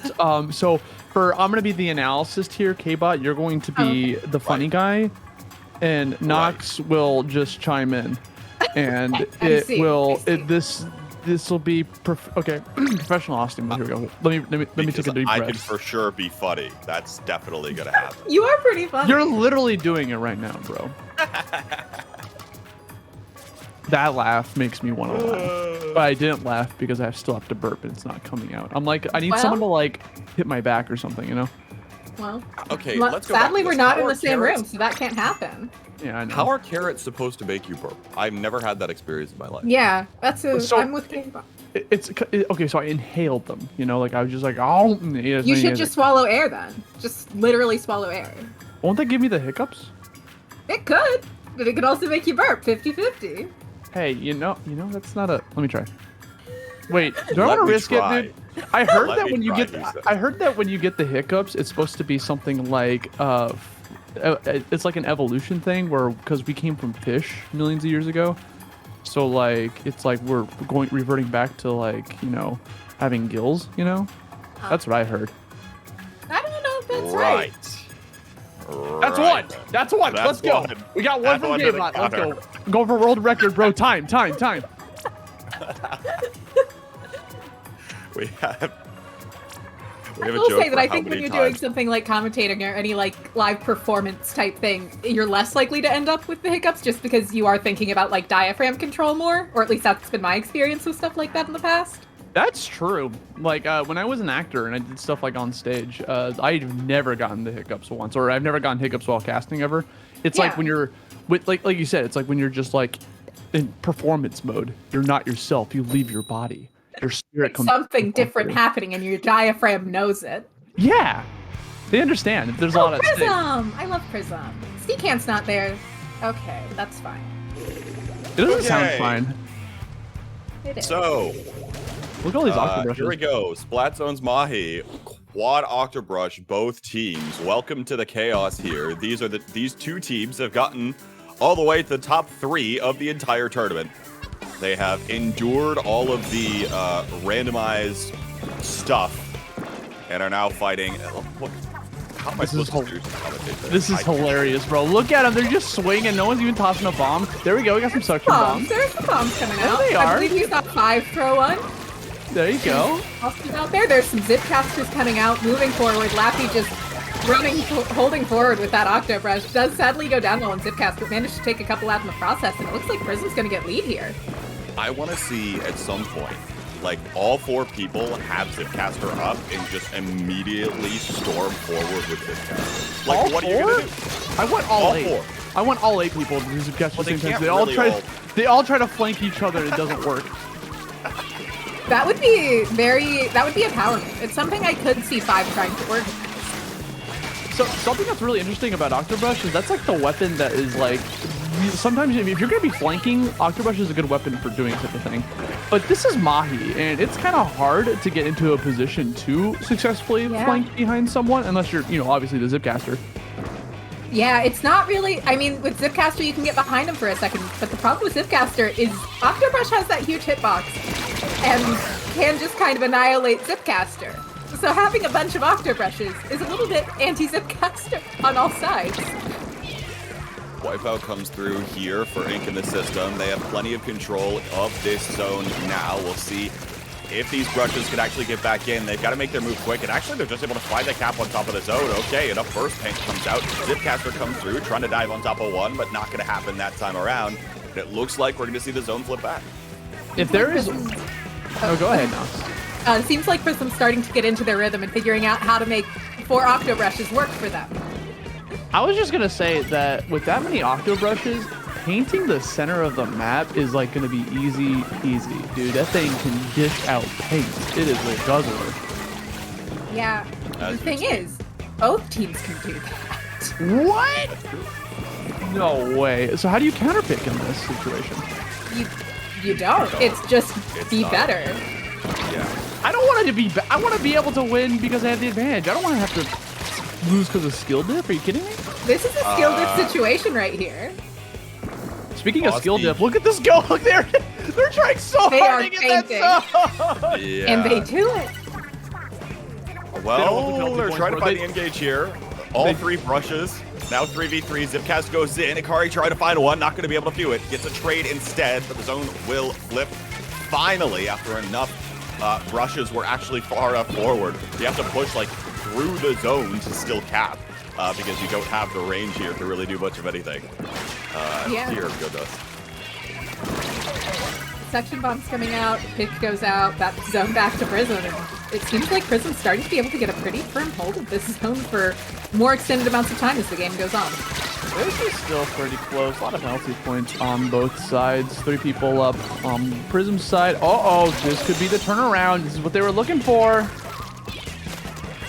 I will say, to my knowledge, neither of these teams has an Octobrush player or any kind... Well, Gem plays Ink Brush sometimes, but that's the closest we're getting to any normal Brush player in either of these 2 teams, out of memory. Hey, if you can play Ink Brush, you can play Octobrush. Come on. It's the same weapon. I know. It's not the same. I just wanted to say that just to try to, get a reaction. Because they're vastly different because the Ink Brush is like zoomy zoom zoom. And, you throw out Whale and you're just like, wee. And then you get the Octobrush and you're like, I'm gonna hit you. And you don't have to break your finger to play Octobrush like Ink Brush, When you play Ink Brush, you literally like break a controller, break your finger, and everything to play optimally in order to match as hard as you can. Do you know an Ink Brush player who has to play on a PS4 controller because they break pro controllers too fast? Heck yeah. I still think my fingers would hurt after like playing a single match of Octobrush here, especially one that's gone all 5 minutes, which we don't normally see on Splat Zone's Mahi. No, Splat Zone's Mahi is traditionally way faster. That's true. They're just like trading deaths. Like they're just like, okay, our turn to wipe. Okay, your turn to wipe. Okay, our turn to wipe. And what else can you do, really? I mean, there's like we said, there's not like you could counterplay something here, right? Every tool that you have, your opponent also has. On the other hand, you can't Prism's even really like getting some decent points. I mean, this is the last big hold right here. It literally, if they can hold on to this, they got it. It seems like they are, and it seems like Prism's gonna manage to make this happen. Right at the buzzer? Right at the buzzer. Ding, ding, ding, ding. And your winner for best Octobrush in the world. Prism, the whole team. They're all the best Octobrush. They're all the best Octobrushes? They're all best Octobrushes, every single one. Yeah, I'm sure no high-level players would have anything to say about that for sure. Yeah. Dude, these logos kind of go hard. They do. Ink in the System and Prism both have always had really, really solid logos. Uh-oh, it's time. Can I get a drum roll, please? Okay, I'm done. What do we got? Again? Again, I think. What's the Again. weapon? And I do think we get to watch. We get to have the same modifier, and now it'll be a new random weapon. Brush, ink, brush, No, ink, brush, surely not ink brush.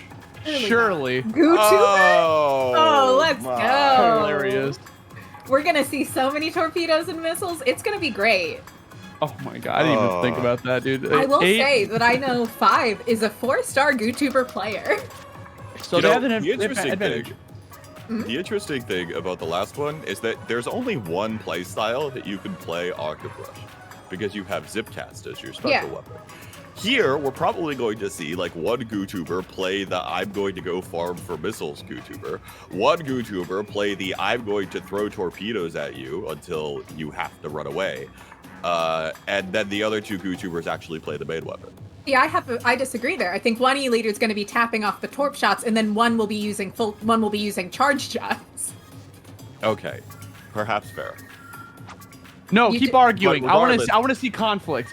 The point here that I'm trying to make is that these GooTubers will probably have different individual strategies. Oh, yeah. Less so than, like, what are you going to do? Play. You seen one Backline GooTuber, you Octobrush? seen There them were all, bro. actually some brushes that were sticking way more to just painting the zone, while Lappy was going in with Zipcaster, at least on Prism's side, that I noticed. That's true. But even So still, yeah, once I would you expect. hit Zipcaster up, you still have to, like, do something with it. Yeah. Or absolutely. not, I suppose. I mean, you could just not use your special weapon. I think I mean, it's Each their Zipcaster. own. Is it that worth it? the real question we all have to ask ourselves is, what team do we pick for this Splatfest? Spicy. See, if I was picking based off what I actually liked, I would have picked Spicy. But I know lied. Sweet's gonna win because the scene is filled with nothing but children, so I picked Team Sweet. I'm trying to play to win, Honestly, you know I what I'm think saying? you're the only person in the competitive community nowadays that is tryhard against Splatfest. That's Wait, true. And We all trying to- just and kind trying of. to, like, I want my mind snails, game bro. The system. Yeah. I want my Eh. snails. But see, now they've made it so that I can unlock slots without using snails. But snails make it easier. Right? So there was a point in Splatoon 2 where I had over 200 snails. I wow. don't value them. Do you still have over 200 snails in Splatoon 2? No, towards the end of the game I went, well, I guess I might as well use them, and made a bunch of random gear that I never used. Yo, that's hype. Imagine you could transfer your gear over to 3. I miss Sorry, my I'm ghillie getting suit. I miss my moist ghillie suit. Is that what it's called? Mm-hmm. That was the main piece of gear I used on Junior for a long, long time. Junior. Yeah, I wore the Night Greaves with the moist ghillie suit and the Octoling glasses. You know, there was a weapon that has been in discussion pretty recently in Splatoon 3, and that is Junior. People have been discussing about supports weapons, just kind of like in general, and its place in the meta. And I wanted to collect your guys' thoughts on the difference between, like, if it's better to go NZAP, if it's better to go Junior, or if it's better to just not even have a dedicated support and just go all splash and, you know, at the end See, of the day. I think there's an element being ignored here, and that is Zimmy, Zinc Mini, with its Toxic Mist and Bubbler. I think people are sleeping on it. I think it's How good. about- How about you try discussing this ratio? I hate K-Bob, bro. Can we just take it from this call? Can we just, like, I mean, traditionally casting, we can just have 2 commentators, so we only need Nox tonight. We don't need Kenneth. Got him. It will be. I definitely think that Zap is not seeing much use, and I don't disagree with that because I don't even think it's like the ideal weapon to have if you want to run a cooler. I think Dapples are a better cooler weapon if you want like a support cooler. Toxic Mist is so mean on Rainmaker. Yeah, it is. Especially on a map like Mahi, when you're just trying to like go uphill and you get Toxic Mist. It's like, Don't well, move. Don't move for sub. I guess I'm dead.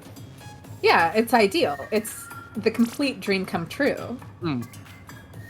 I am a big fan of Toxic Mist. I love promoting Toxic Mist at any given opportunity. I'm trying to remove toxicity from our community, and you're not helping with this. Well, I love adding some toxicity as a treat. I mean, same, but like I keep that on the down low. You know, I don't say it out loud. That's what people know me as. Dear. A toxic person. That's me. Heck yeah. Definitely. See what thoughts on Toxic Mist? Toxic Mist sounds fine on paper, but I think it's incredibly map dependent. It depends on if there are enough choke points that can actually, like, where the Toxic Mist actually covers everything. But, for example, like, I think there are also a lot of maps in the game where the Toxic Mist doesn't actually span from wall to wall where you would want it to, and is therefore very easy to actually maneuver around. But then you throw two of them, because if you put on any sub-saber, you can throw so much mix. Right. But then you also don't have a bomb, and people like having bombs, I guess. All Well, but then you only need one mist weapon, and then you throw a bomb in the mist, and people just go away. Right. Or That everyone would goes require team play YouTuber. and coordination. Something Arsene is Or- not the best. Or everyone goes YouTuber, and tower-controlled flounder heights. This is the map of all time to do this one. I was gonna say of all maps, really, like we're gonna have missiles coming everywhere. Literally, you're just gonna have heat-seeking projectiles are gonna be coming towards you, whether it's the torpedo, whether it is the special missiles. Like, So this is how people think the Splatoon 2 meta ended. By the way, It's what it felt like. As a player, it's what it felt like. the map is just a battlefield, bro. Like, it's just like that's what 2 was like, and that's kind of what is happening right now. But see, there wasn't even the fighting that goes with the missiles at the end of 2. They weren't even going forward towards each other. Well, that's because of Stingray. Sure, Stingray was super common outside of Rainmaker and 2, for sure, at the end of it. Yeah, absolutely. Sure.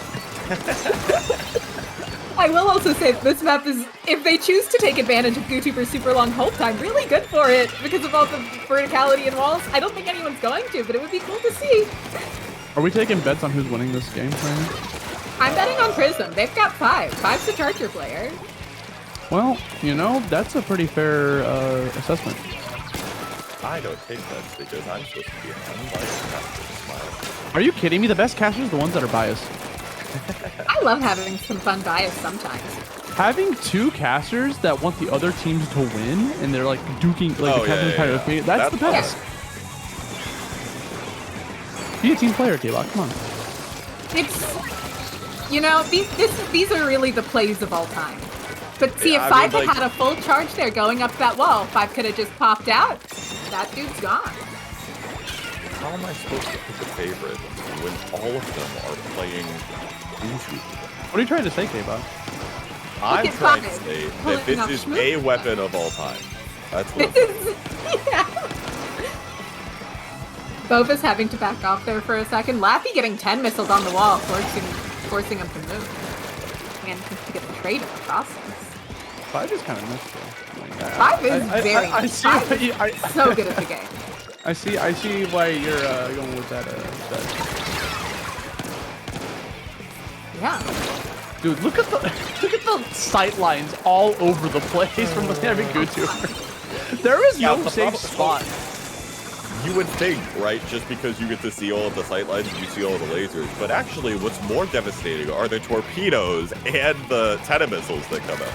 Yeah, that with a bunch of weapons that don't paint fantastically, just results in everyone, as we've been seeing a lot of, kind of just scrapping in mid, not being to accomplish all that much. No, wait, hold on. If we Is this throw the push? enough towards the tower, then maybe we'll get enough people on the tower to make a push. Oh no, they come up just short. They tied it. And you know what they say about ties? You need to make sure your shoelaces are tight. Oh, yeah, that one. That's what I was gonna say. I will also point out that YouTuber is the only charger that you don't need a full charge to kill with. It doesn't make it faster to kill with it, but you don't need it. I need it. Oh, you do? Okay. Yeah, me specifically. Well, you should think about not needing that. Why? It's like skill issue. Yeah. No, it's just, okay, listen. Okay, so right there, where do you run away? There are missiles in front of you. There are missiles behind you. You don't. You perish. You go. Die. Again, that's what I said. This is how people thought Splatoon 2 was at the end of it. There are just missiles all over the place. And there's nothing that's what it was. It's not what people thought it was. It's what was happening. It was real. Don't try and gaslight me into not I definitely feel like I'm being gaslit by K-Bot right now. K-Bot, I was playing in it. I remember it.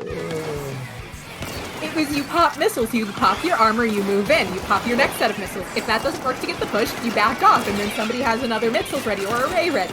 I cannot believe that. Rebuild the specials again, K-Bot. I can't believe that K-Bot is a missile denier. That is crazy. Missile sympathizer over here. I can't believe you have a missile sympathizer in our midst. Okay. Oh my gosh. It looks like Prism's trying to make a comeback here. Yeah. Okay. Lappy came up with 2, I think, to start to turn things around for Prism, but they've got a lot of map control to work through, which will be problematic. Well, here's my counter to that. They just need to hit their shots. I mean, honestly, this is true. Yeah. Hit your And shot. it looks like they're doing that right now. I am not gonna act like I would start hitting my shots. I can tell you that much. I can. That's why you're on. That's why you're on the mic and not playing the game, bro. Come on. That's correct. Yeah. Okay, here come the missiles. Gonna force them off. Torpedoes coming in. Another set of missiles.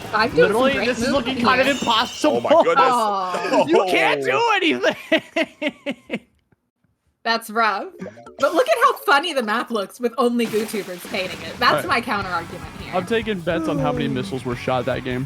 How many do you think, Ghosty? 37. The sad part is that we won't know 37 until the teams tell us. Oh, you're right. Yeah. I hate Splatoon 3 spec mode hurts me emotionally. Let's DM the players. I can DM 5 right now. You want me to DM 5? Yeah, just have them count up all the missile shots that game. Yeah. Because this is like imperative information. Like we actually need to know this. And then we should compare that to how many missiles get shot in an average game in Splatoon 2.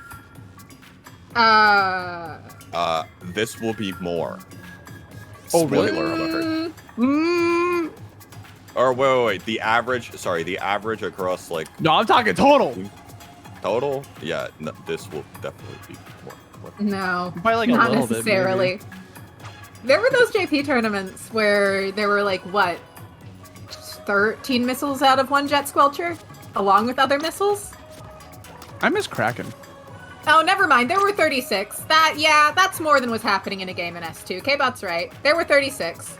Thank you, 5, for the information. I appreciate you. I guess 37. I was close. You were close. I thought that was way too high. I was very wrong. If this was The Price is Right, I would have been like going home. But now it is Wheel of Fortune because we're going with Turf War. It's already a Splatfest though. No breaks from the Splatfest, really. You can't You literally can't run away. Can't hide from the Splatfest. It's all-consuming. Turf War is inevitable. Okay. I on the way. It would be so rad if we could go into a custom lobby and run Tri-Splat Fest. What's it called? They might give us that someday. That would be so would be the word cool. you're looking for, yes. Yeah, Gesundheit. I would love to have that mode in the game. You're the weapon. The Wheel of Fate is turning. Anyone get that? Anyone at all? Nope. Nope. You're on your own, hero. Y'all need to play some fighting games, bro. Come on. What's a fighting game? It's a game where you fight. I only know Ink and Hades, so... You technically fight in both those games. Yeah. In theory. What do you mean? K-Bot, what do you mean? With weapons. Blaze Blue and Guilty Gear, you fight people with weapons. Okay. But that's like a... it's a 1v1. Those don't sound like real games. Most of the time. Right. Yo, 1v1 me in Among Us right now, K-Bot. Not the Among Us fighting game. Not the Among Us 1v1 again. I'm Austin always has this jump. thing where he just wants to 1v1 in Among You Us. can do How it. does that even work? It's How does that work? 1v1. One person's the imposter and the other person's not. So one person just is in a survival mission, is what I'm Yeah. saying. So you just have to run away Right. from the imposter. Correct. Interesting. Presumably, you would have to like try to do your tasks to end the game, but you can't. Or if you hit do the your- button and vote him out. You Well, can't that's vote him not out as though fun. because well, you can't vote him out because you'll tie probably See. because there's 2 people voting. Right. It could. I mean, it could work. What? No. Could. You want to do it? We could do it right No. after this tournament. We could keep the No. stream going after the tournament's done and show our 1v1 Among Us. We're not doing a 1v1 in Among Us. Okay. By the No way, fun. folks, this is a best of 3. So whoever wins this turf war match will be moving on to grand finals, I believe. Yeah, I believe So so. that's important to note.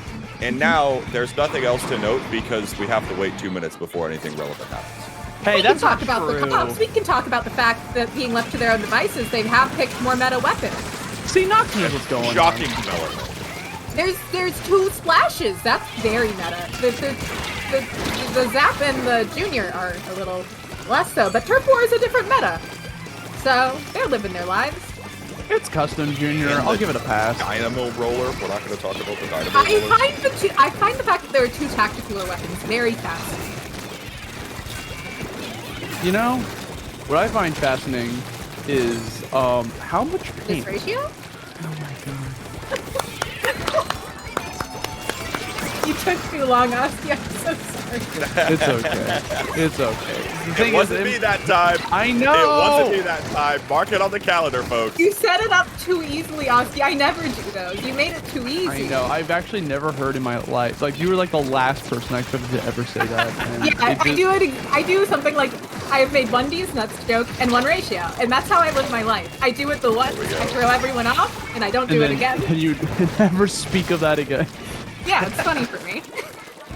So with all of this paint on the floor, you gotta make sure that it's your color of paint in Yeah. order to win that game. If it is not your color of paint, then you will be at a deficit. Crap battle. Yeah. Five getting a great pick there with that grab. Five not usually a splash player, but making it work here. All right, 60 seconds to go. Finally, the time where we have to okay. start paying attention to the game. We're actually getting to the point where like we have to stay focused. Does look like, at least for right now, Prism has control of mid, which would be important. But now the wave breaker is down. It looks like Ink the system is going to want to try to come on back in. Lappy with the grab, looking to stall things out for a little while longer. But with this triple strike as well, actually, it looks like things are about starting to collapse. It's a 3-down situation for Ink in the system, and Prism's going to start charging forward up their side of the map.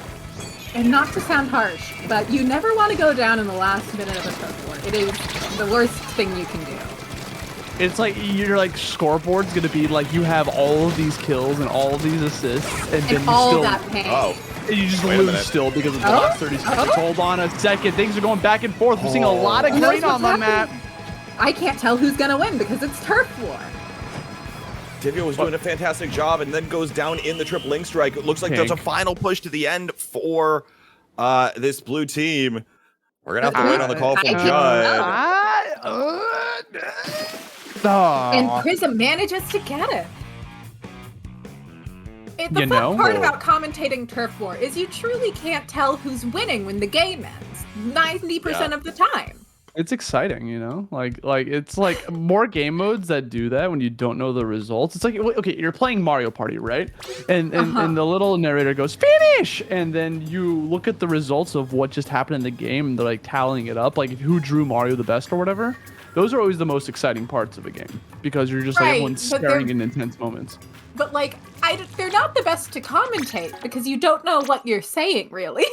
Anything is the best Yeah. to commentate. Listen, I once commentated a wall drying from paint.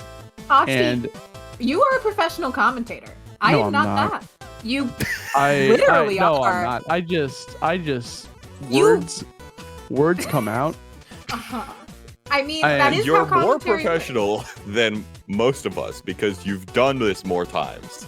and More also have times? been paid money for it, which is You both have been paid money before. I haven't Well. been for commentating. Oh. Well, hey guys, welcome to the tournament. We're Party Wheel Double Down going on. We're going into our next set. While we wait for our next set, we want to talk a little bit about some serious issues. And one of those serious issues is how K-Bot can't catch this ratio. Oh, that's I a didn't even serious say issue?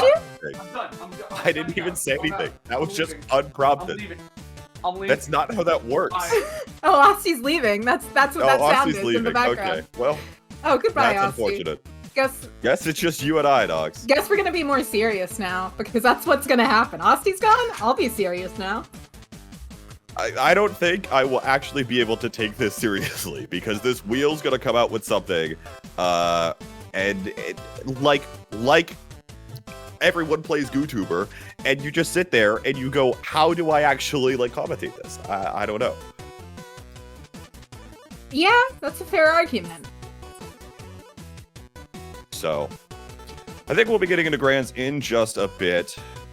It will be Prism versus the other team that I should know off the top of my head. BLT. Oh, BLT. Trout. Oh, these are two. Actually, there will be a few players on these teams that have played together before. Originally, Brush, Gem, and Snick were all on the Wiggly Phantoms at one point. Wiggly Phantoms, known for their infamous Twitter shenanigans. Right. Not infamous.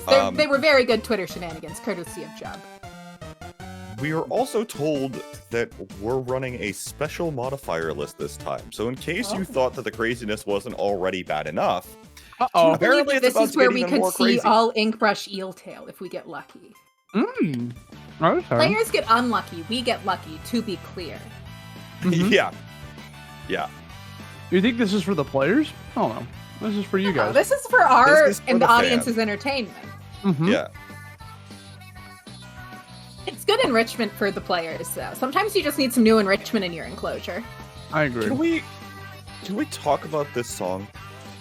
All What am I I listening to want right for now, Shmi? Chipmas is you. This is actually a sick remix. Can we turn this up? Can we make this song louder than us? Well, Apparently.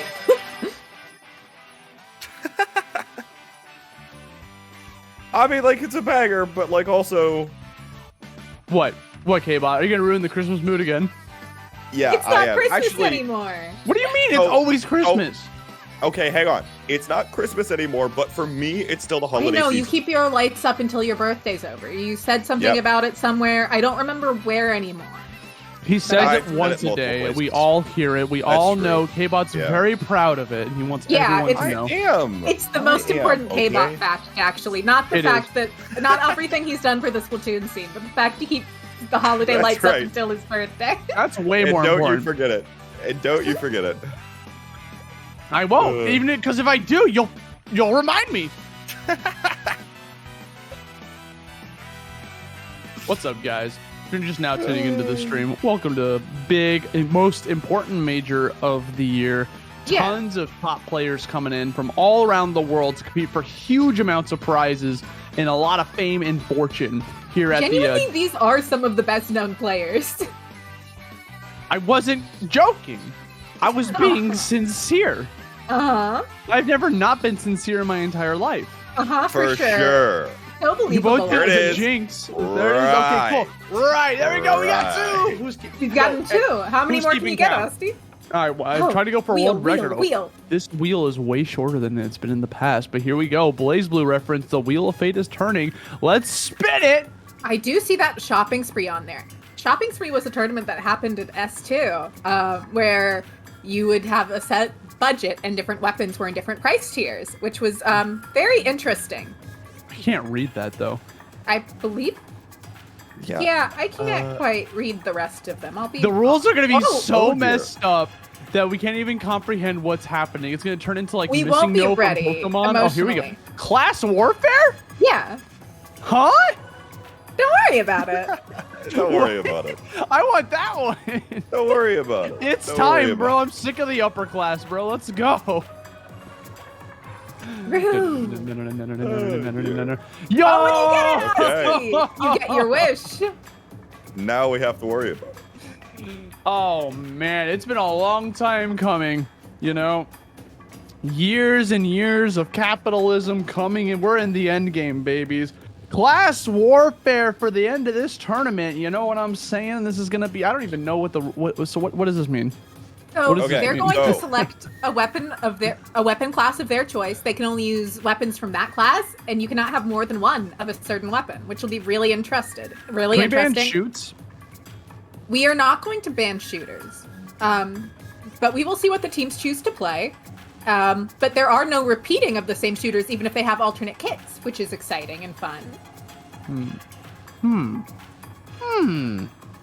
I see. Personally, I'd love to see an all-charger team. We already got that. We already No, got I it. want a have it. better one. What do you mean about it? What are you talking about, one. YouTuber, bro? They got missiles, bro. I want to see a bamboo with an E-leader and a squiffer And a and a YouTuber. pencil. The pencil's not. Oh wait, the pencil. Yeah, pencil is a charger. Technically, it is a charger. That is true. Wait, Yep. no. I'm sorry, I got confused. The pencil's a It is splatling. a splatling. You're right. The pencil charger weapon, quotes charger. It's a splatling, bro. In its heart, it knows it's a splatling. Mm-hmm. Um, What? actually, Okay, it's more like if a charger and a splatling had a child. That's true. Yeah. If you're going to take it that route, it doesn't fit in one of the two classes. It is fits a in both! mix of. It is a mix of the gene pools. So where's the lie then that it is a splatling? I would also be Where's down the- to see an all yeah. slosher comp because those can actually be very strong if you set them up correctly. That But sandwich looks disgusting. it's BLT. It's Bad Luck Trout. How could you not? Oh, yeah. I guess neither of you would know Bad Luck Trout. No, okay, so like I know the team, but like that sandwich, that imagery, It's I a kinda- classic. I'm kind of like warming up to it a bit. Yeah, you get used to it. I would eat it actually. I would. that- Well, If that was I- served on a plate right in front of me, as long as I had like a cup of milk or a glass or water or something right next to it, I think I could take it. I just don't eat meat, so I don't think it would be my thing. But I respect it, Osti. That fish does not look. I That don't fish does think not look real. seeing- I don't think it's meat. I don't think seeing a raw fish on the sandwich would be appetizing or like tasteful at all. What's your favorite food, K-Bot? I probably He can't say. probably pasta. Pasta's did I- so good. I knew Italian. you were gonna say pasta or hamburger or something Oh, American. both teams went all like- shooters. Boo, cowards. This is why I wanted to ban shooters. Yeah, Like this mode would be way more interesting if shooters were banned. And we are on Sturgeon Zones, a very classic map mode. Both teams choosing to bring out the killer whale. Only one crab from each side because there only can be one crab from each side. Luxury. Woo! Hey, at least that's what this does, is that it limits us to only one crowd. You know what? Big fan. That's a victory.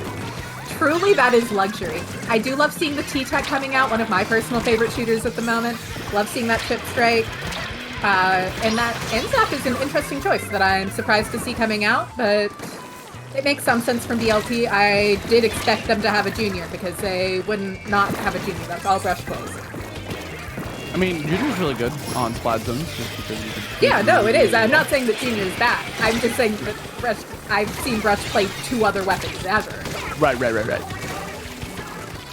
And I also got a team with a Junior and an NZAP. They were trying to. What in the world was that?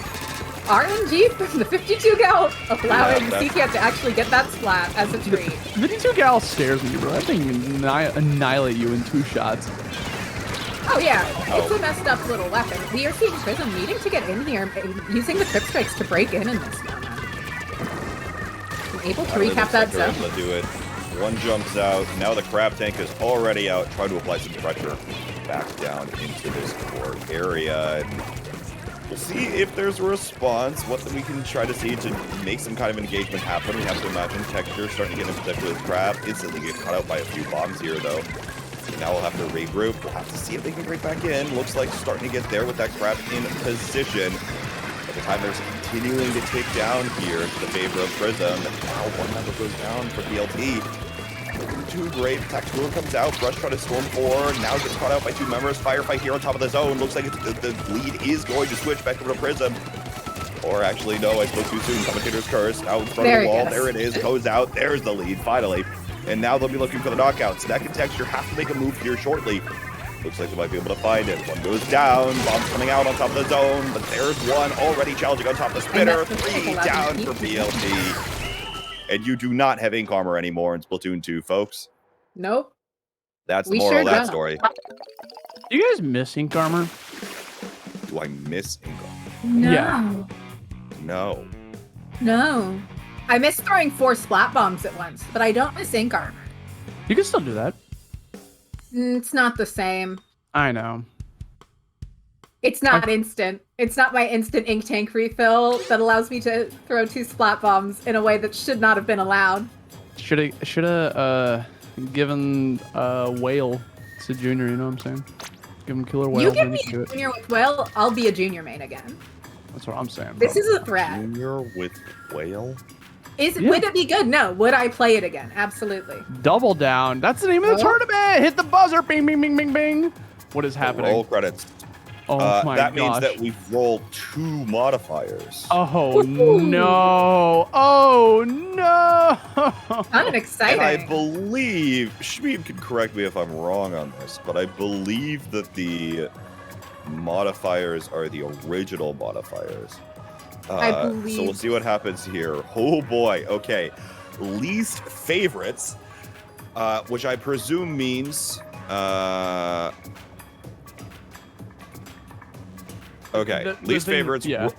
Roll a number 1 to 8. Have the corresponding player in the lobby find out what their least used weapon is according to Splatnet. Oh my god! Determine this using the weapons tab and find the lowest on the most used list that still has at least 1 win. All players must use that weapon. That's so fun. I love that. And Death makes this a 3v3 instead. Incredible. Oh, I so, love like, this. One of the players died on both teams. Yeah. Yeah.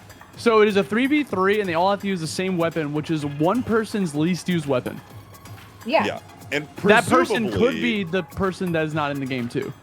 I mean, I suppose on paper, but it would be more funny if the person was in the game, right? So to be clear, if I was playing this and it had somehow landed on me, it would have been Splatana Stampert that everyone would have been stuck playing. Amazing. So another thing about that player that gets decided on who's not playing in the game, by the way, is we flip a coin, right? If it's heads, we determine the player with the highest kill count on both teams. If it's tails, we determine the player with the lowest paint on both teams. Isn't that the same thing? No. Ba-da-ba-ba. No, it depends. No, I was... Sometimes Slayers remember to paint when you're lucky. Yeah, Sometimes. right. On very rare occasions. Yeah, what are you talking about? I paint the map and play Slayers now. Okay, you know how they say that they have those people that are like the odd ones out? Uh-huh. Yeah. It's not that hard to paint the map. We all know It's you're a not, support but- player at heart.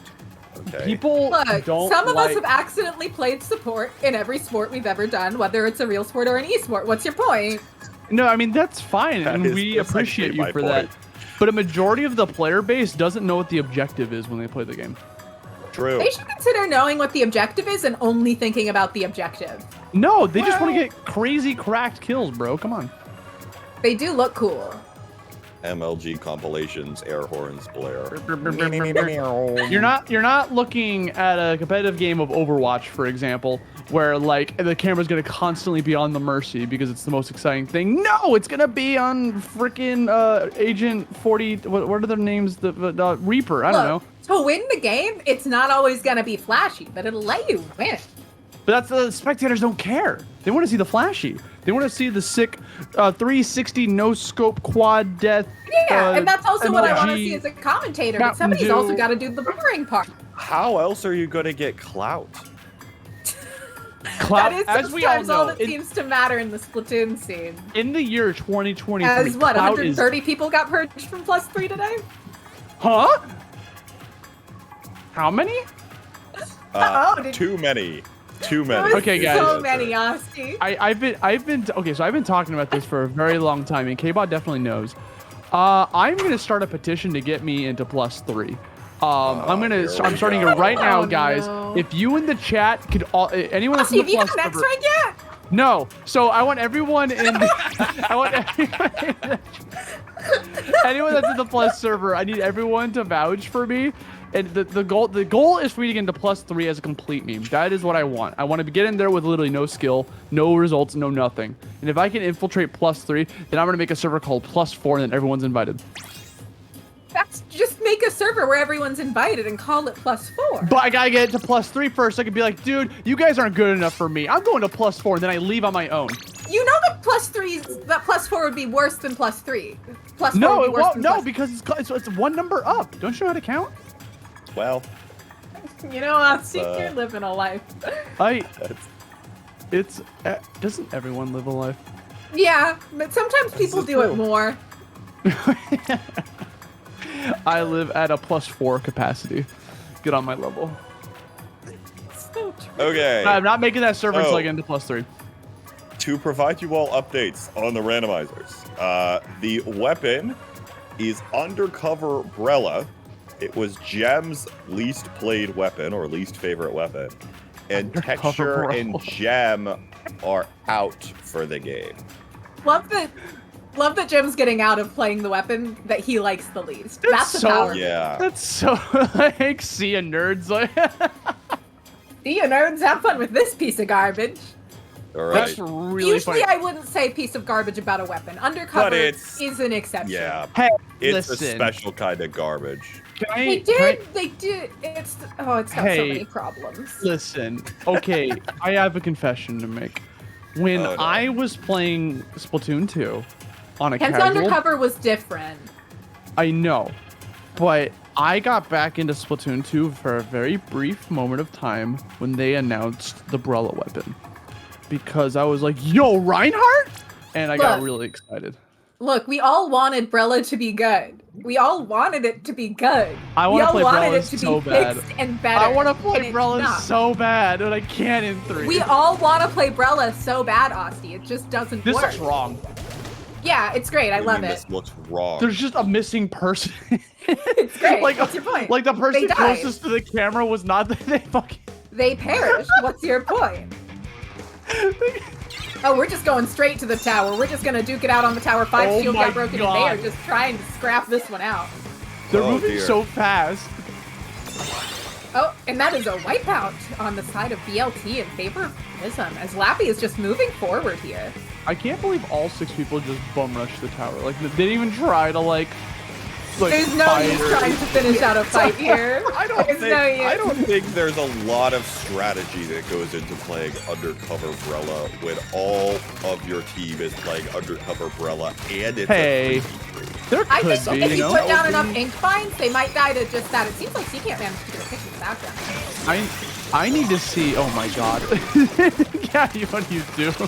But Brella can't block that. Undercover Brella can't block anything. They don't even have bombs to Yeah. break each other's shields with. Oh, this is pathetic. Uh. Oh no. This is looking like a steamroll. This is all Jem's fault. Yep. It Everyone looks, can blame Gem for this one. Yeah. yeah, Thanks, Jem. they're trying to fight this one out, and it looks Oh my like God. Prism's It's gonna not be able to happening. take it. They just need to get on the tower. They No, just need to please, take out Marco. just They end the just game. need to- Put us out of our misery, please. Come on, Five. No, Come on, no, Tia. get back. Knock him out. I don't want to watch You this gotta- anymore. No. Looks like they're playing Smash Brothers on this tower where they just fling the opposite direction. Game. Oh dear. Hey, Osti, how would you commentate that tower moment in Ultimate? Probably the exact same way we just did, if I'm being 100% real. What are your thoughts on Reef Slider being called the horizontal splashdown? It is. It's bad. They did bad. They did bad. Hey! Yeah. No, it's It gets you killed. That's all it does. It's a get you killed button. Unless it's a lobby of 6 undercovers, in which case it does function as a special. That's what I'm saying. It's really good right now in this in this very circumstance. Listen, if you're playing a game where, like, imagine you queue into rank and you're an undercover main, and you just happen to get paired up with other undercover mains, and at the beginning of the match you happen to get one undercover main. You happen to get. There we go. Prism got that. Good job, Prism, for being We're out of ready our misery. Was that best 2 or 3? There's no way it's best 2 or 3, right? It's 5. It's 5. It's 5. Okay, I was gonna say, are we done? It's 5, but we might be going to a reset here because Prism's now up 2-0. Uh-oh. Would love to see a bracket reset here. Always love a bracket reset, and smoother than the bracket reset yesterday for Megalodon, probably. Can commentators? Oh, wow. Oh, no fault of the TOs, to be clear. Whoa. That was a shot. They made me sit there and wait for 30 minutes. I get to take a shot. Wait, what type of shot are we talking about here? Shopping spree. Wait, this is that one tournament that we did. Yeah. You're correct. Yeah. That was a fun little tournament. So for those that don't know how this one works, I assume it's going to be kind of the similar things. But from my understanding, people are going to be given a fake budget, and all of these weapons are going to be costing a fake amount of currency. We're going to call the currency doubloons. So each team is given 40 doubloons, and every weapon costs, like, say, like you want to play Splash, it's going to cost 20 doubloons to be able to purchase Splash actually costs the full 40. Yeah, well, it has to cost 30. I'm joking. It has to cost 37, because then you can spend 1 for each other person, so you can actually get 4 weapons. So, to be clear, each team was actually given a budget of 15 fake dollars. Doubloons. And Splash is 6 fake dollars. Only that's such a steal. That's too cheap. You can buy 2 10. splashes. Why can you buy 2 splashes? Along with E-Leader and Machine. What's the cheapest? Undercover? The cheapest are Undercover, Tenebella, Where are you seeing Dapples, Nova, Big Swig, Pencil. Where do you where have are this you list? seeing this, K-Bot? making I'm this seeing up? this because You're making this I up. have the rules pulled up. You have I'm a rules good pulled up? commentator that Yeah, has the you Oh, are. you're rules calling up us in bad? a You're calling us bad different casters, tab. K-Bot? I'm gonna. Yep, I'm that's gonna, right. I'll make it to a That's longer fair. video. Hold on a sec. Twitter. Concerning Kenneth Bottom, this gentleman is so bad for this community because he made I fun will of me say on that I the do mic. expect Prism to pull out a Tetra here, which is already very cheap. So that's only $3 for them. Why are Tetris cheap? Those are light. Wait. No, those are just. There's no light Tetris right now. Those are just Tetris. Yeah, those are just Tetras. Tetras are just cheap. I would love to see a Zimmy come out, especially considering how cheap it is and how good of a weapon I personally think it is. I'm surprised to see Heavy that low because it's seeing a lot of top level play right now. I wonder if they like ask the players like what weapons they like, and they're like, okay, bet we're gonna make the ones you like expensive and the ones you don't like cheap. Actually, Yeah. new theory So- on weapon picks real quick. I think Prism's actually going to go 4 undercover Brellas. It worked out so well for him last game. And then they have all that extra money to spend in the next game. You know, it only costs them Exactly. $8. They're That's not. saving it That's up. not. They have $7 left That is- over. They could turn that into like you can go buy Skittles or something with that, and then they have a That is- little snack as a treat. That is not how that works. How does it work? They just have $15 don't- and they want to spend all of it. It What if I only just- worked for this game. You don't get to like. Well, what if carry they over happen to your roll it extra again cash. next round? Then can they use their savings? No, because you can only play each modifier once in the grand set. What if I buy no weapon? What if they buy no weapons? And Then Then you they don't just play the lose, game. Asti. no, but then they take $15 home. Think about it. That's It's $15. not real money. Nobody You can gets go to take see- real money It's home. They fake can go see money. They can go see the Mario movie when it comes out with that $15. Asti, you live in New York. How Yeah. could you afford to see a movie with $15? On Tuesdays. Love that Yeah. that's only on Tuesdays for you. There's this theater in downtown New York that every Tuesday night they show some old movie So you can only go see an old movie for $15. Sorry. Let me. I think they also do new movies now, but like it's like $7 for the ticket, and that's only because no one goes to the theater on a Tuesday afternoon. But I have to specifically afternoon, by the way, not night. Shopping spree compositions that were given about 60 seconds of thought. Pretty solid comps, to be honest. Pretty solid, actually. Yeah. I really personally like Prisms just because I know how 5's bamboo works, and it's very good. I'm a big fan of the Splatana. Yeah, Jem has been playing a lot of Splatana lately. Seekant is a very long-term Tetra player, and I believe their other player in right now is Lappy. And Lappy, if you give them a shooter, can just play the shooter good. That is what Lappy does. Okay. Wait, how much? I have to call this out. I have to call this out in chat. Jim John Joe, doubloons are a cryptocurrency that's about to crash in 5 minutes. No, dude, no, I swear it's never gonna crash. Buy in on it right now. I swear to you, we're not gonna pump and dump. Just buy into it right now. We swear. Jim John Joe is very funny. They are always in Twitch chats around these players, and they're always a lot of fun. They have been playing for a long time now, and we are seeing 5 with that today. How much does a Rainmaker cost? I have 2 of them in the game, so I should know the answer to that. It's the objective velocity. It's a weapon, though. You can buy it and put it in your I want to locker, buy it, and and I I own 2 of them. See, Nox gets it. Oh my god. It is impressive that Prism already managed to break a checkpoint on this map. This map can be very hard to get anywhere on, so that's pretty good. Yeah, honestly, it's like it's just because of like you have to like go through this big open chasm, but kind of right next great to the shot spawn from point. Lappy. Great shot another from Lappy. one! Yo, it's almost like it's a good special. I think Another Zuka is a great special. What? Yeah, it is. That's what I'm saying. Okay.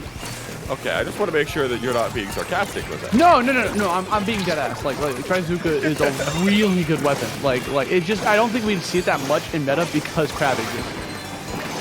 I think Zuka actually does very well into Crab. You just shoot a crab with it, bro. Exactly. You see, Stamper is the actual anti-meta to Crab. You know, you just get in there, smack them up, zip cast right on top of them. A bada bing, bada boom. I will say that we are seeing yet another crab-free match. We are living lives of luxury. No, there's one Crab. There's the duels. Oh, I did forget about the dualies. The Dark Tetra at it again. Nope, that would be the vanilla dualies. The Dark that is Tetra the has a vanilla. slider. Wait, I always confuse the imagery because it's like the white things on the end of it. Is that Dark Tetra also have the white things on the end of it? You know what I'm talking about, like the handles of the gun? No. No, they're different. No, we don't know. Tetras are based off of shoes. Tetra's on the right. Yeah. Oh my well, now God. they're on the left. But now they're on. Wait, my right or your left? They're on the orange team. They're on the orange team. What do you mean, my right or your left? What? You've seen Prism just continuously getting in these little pushes, but the whole time they've essentially been pushing on and off, and BLT hasn't really been able to get one in, and Snarko manages to get a pick on 5. Yeah, I could go for a BLT right now. Not relatable. With Trout? No Trout. Well, then it's not a real BLT according to Bad Luck Trout. Some bacon, some lettuce, some tomato. Put it on a little sandwich, maybe some rye bread and all that kind of thing. It sounds really good right now. Bamboo and Ballpoint managing to get a good trade there. Gem trying to go in. They're going to take out this poor Rainmaker before it even can get any points again. Not a lot of map control there either. Let's see if they can try to come on back in here. Is now starting to pick up the Rainmaker for themselves. 5 carrying, looking to take it to this far left side. Not really much else in the way of support, but looks like half cosine starting to move forward on those Tetras, trying to find some space to open up. Now it's going to get taken out. The Inkjet's going to come over the wall, looking for the Rainmaker here. 58 seconds left to go. As this push continues for Prism, BLT really struggling here. A reminder, we're going to be seeing a bracket reset right here if Prism does win. Well, they haven't even pushed it past the neutral spot. This might be the first time we'll actually be able to see it. Well, Maybe? they might not be able to. I will say, I am a little surprised to see Seekant not on the red dapples here. I know that he is a big fan of them on this map mode, pretty generally. Just because he likes to play with QR and you know that message is popping up right now where it's just like, go forward, because you're just trying to hang in there, surviving after all of these shots, tons of auto bombs coming your way. You have yet to even pushed past the halfway point, and you finally, and the auto bomb! The auto bomb strikes again, bro. Those things are scary. Oh, Jim's in Might here. be looking for something here. 2 down, 3 down situation. Actually, this might be BLT's chance. Now there's the lineup that comes through. They're looking to try to bring this one over to the checkpoint here, and it looks like they're going to be able to find the checkpoint. Now will they be able to sustain this push to actually pass? They're looking to try to pop this Rainmaker, but they turn their backs to the direction that the enemy team is approaching from. It looks like the pop's going to go to the direction of Prism, and they're going to pick up the Rainmaker there, securing themselves a bracket reset. Always love it when the bracket reset comes out. Always way more fun of a tournament for everyone involved. Well, maybe not the players. Maybe they want it to be done, but that's too bad. Listen, Bad Luck Trout was struggling. It's a high song. Bad Luck Trout was struggling that whole game, and then right there at the very end, it happened, bro. All I want for Chipmas is you. What? What? It's the song. This is the song that plays when you go 3-0 and your bracket resets. That's true. This is always the song that plays when that happens in all tournaments. Yo, Earthbound, let's go. Earthbound has such a sick soundtrack. It's like do do do do do. It What's does. gonna happen? Here it comes. Here it comes. Yeah, it goes exactly like that. Here it comes. It's gonna come up. Oh, It's coming up. Hold on. There it is. Yeah. do do do do do. Do do do do. Lol gets stick bugged. Oh no, not the stick bug. Have you guys played Earthbound? No. No. Why? I've watched a playthrough. I haven't. Okay. Are you guys not like RPG dwellers? I am an RPG dweller. Splatoon's like the exception to what.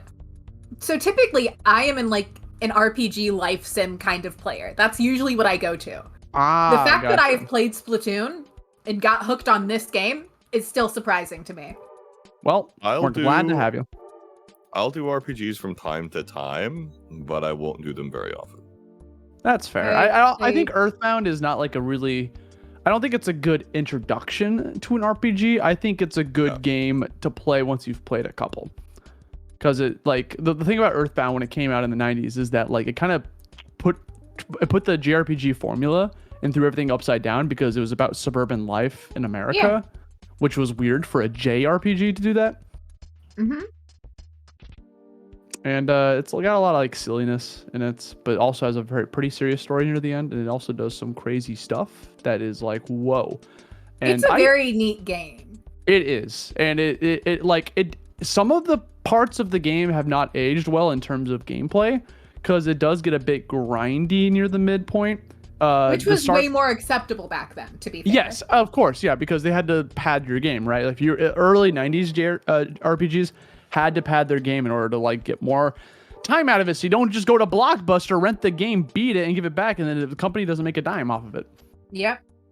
So you had to do that. Oh yeah, no, what the pock? You're absolutely right, dude. The inventory system was garbo in Earthbound, but a lot of games back then did not have that good of a inventory system. You know, it's just like you had to like click on the thing and make sure one of your 4 characters is holding that item. If you want to have someone else use that item, you have to like trade items with that character to the other character, and then you get access to that item, and then you can finally use that freaking item.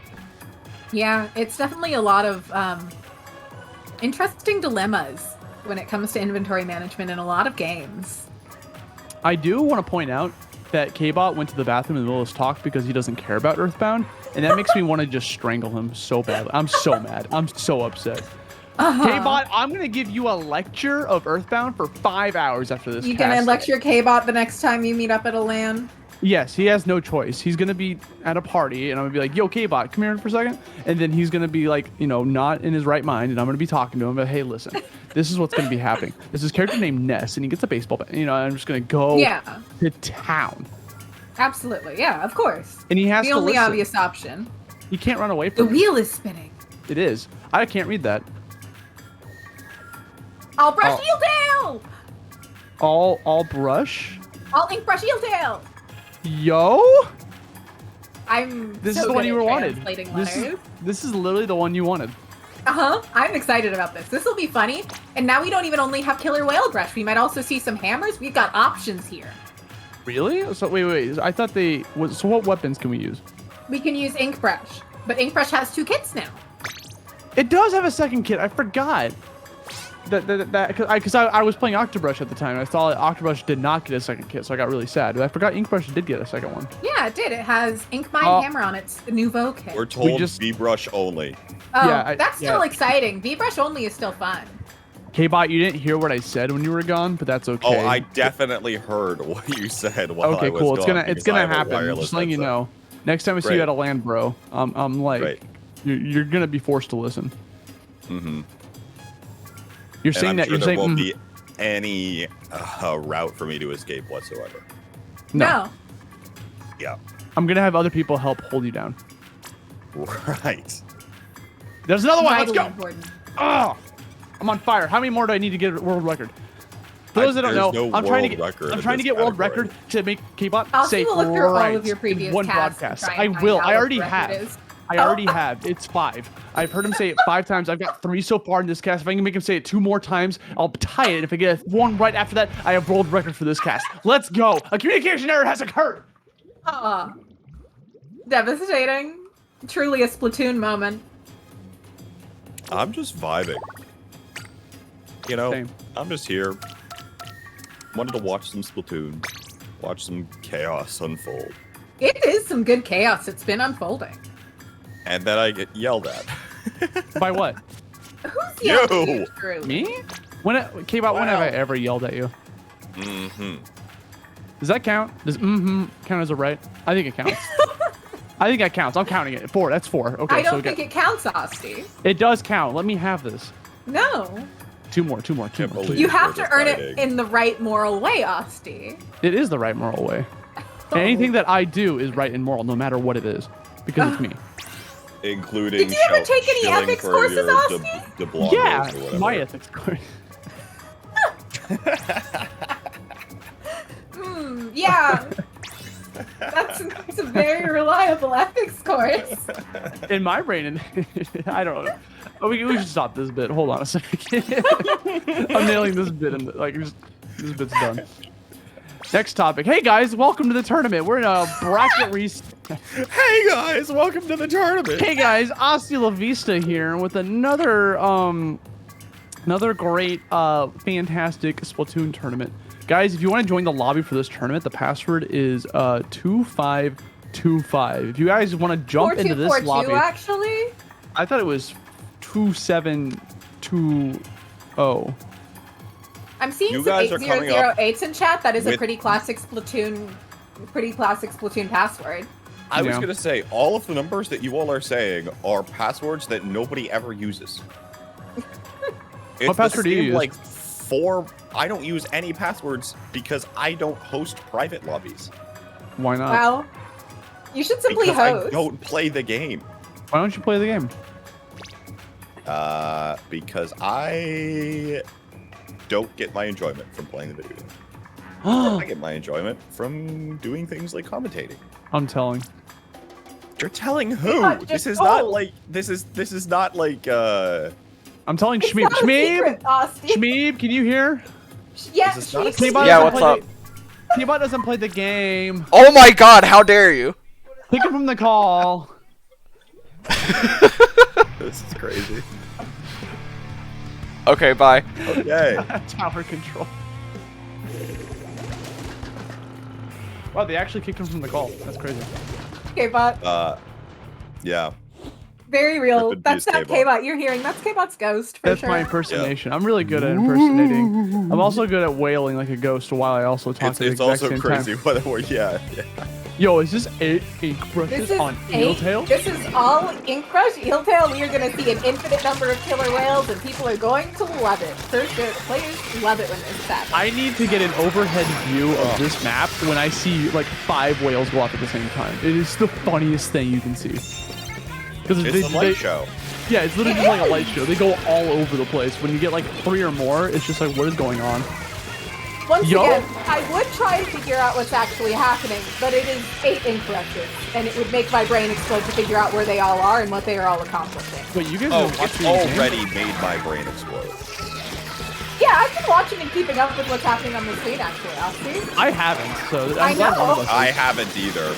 I think that's not Nox's true. thing was That's not general. true. I mean, before this cast, there are very rare situations where I have actually paid attention, and most of the time it's at the very end of the game. Sometimes I can tell you look over after I mention something.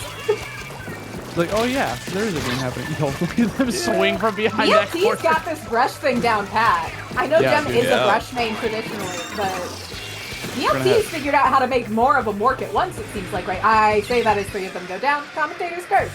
Hey, honestly, it might be... It's a reprieve to go down as an brush main because you get to rest your fingers. Your finger does get ouchy. Yeah. Unless you're dead, because then you don't have to push the ZR button anymore. Yeah. For a little bit. That's why most ink brushes go in and explode, because their fingers are tired and they want to take a break. So they go in, they explode, and they come back, and their fingers are nice and resting. Oh, I see. Yeah, you do need those little finger breaks. Yeah. You gotta do the finger exercises too, like the 1 and 2, and you can't. I'm literally just doing it, but like, you have to. I will say that it does seem like whales are just being popped as we get it. There doesn't seem to be a whale strategy happening. What strategy do you want? I want them all popped at once. That would be so good. Why don't they do that? I don't know if it would be good, but it would be great for my personal entertainment. I will also point out there that Prism did manage to get lead off of that push.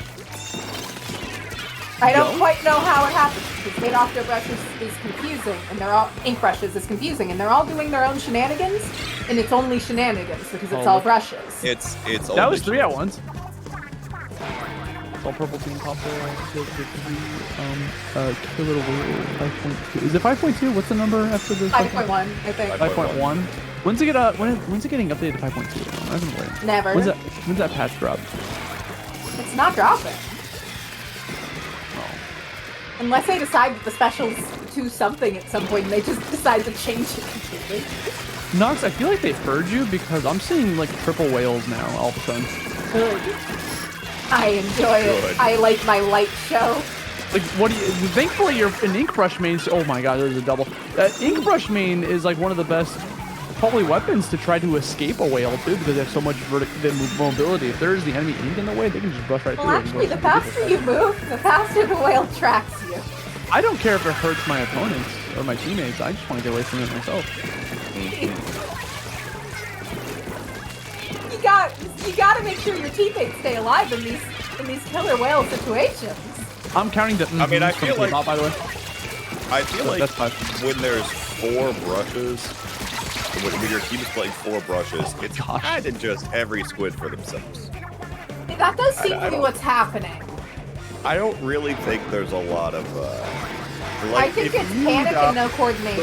Oh my god! Let's go! The response? Do it again. Do it again! They don't really have time to do it again. Love seeing all these slap bombs coming out, truly trying to defend this checkpoint using them. Finally using their main weapon a little bit as 2 go down, thanks to somebody else's bombs, and that's a triple. I almost got the lead off of that, but it just came in the nick of time. By the way, Templar in chat, I wonder what comms are like right now. I'm wailing. I'm wailing. I'm wailing. I'm wailing. I'm wailing. I'm wailing. I'm running. I'm running. I'm wailing. I'm wailing. I'm running. I'm wailing. I'm wailing. I'm in the base. I'm wailing. I'm doing something stupid. I'm dead. There's somebody somewhere. Somebody's on left. Oh, never mind. They're on right now. I'm painting. Actually. I'm painting. I'm painting the Mona Lisa. I'm painting. Painting Among Us in their base during NA open. Yep. Trying to paint an image. Let's look at it. I'm squid bagging. All right, hang on. Brush was trying to hold that tower, but couldn't. Yeah. Oh, word. Prism is handling all the chaos incredibly well, to give them credit. They are thriving in this chaos. So they have yet to drop a single game this whole like grand finals thingy. Something else I would like to point out here is that both of these are disbanded teams, and Bad Luck Trout in particular has a couple of retired players that came back specifically for this. Namely being Snick, who had completely stopped playing at all or doing really anything with the scene. So it's really cool to see Snick back, even if just for this one tournament. You know, I always like when people come back to play like little funny tournaments. It shows Yeah, that, I like, do believe Sneck actually had to buy the game and has been grinding up levels just to play in this tournament to have the weapons for it.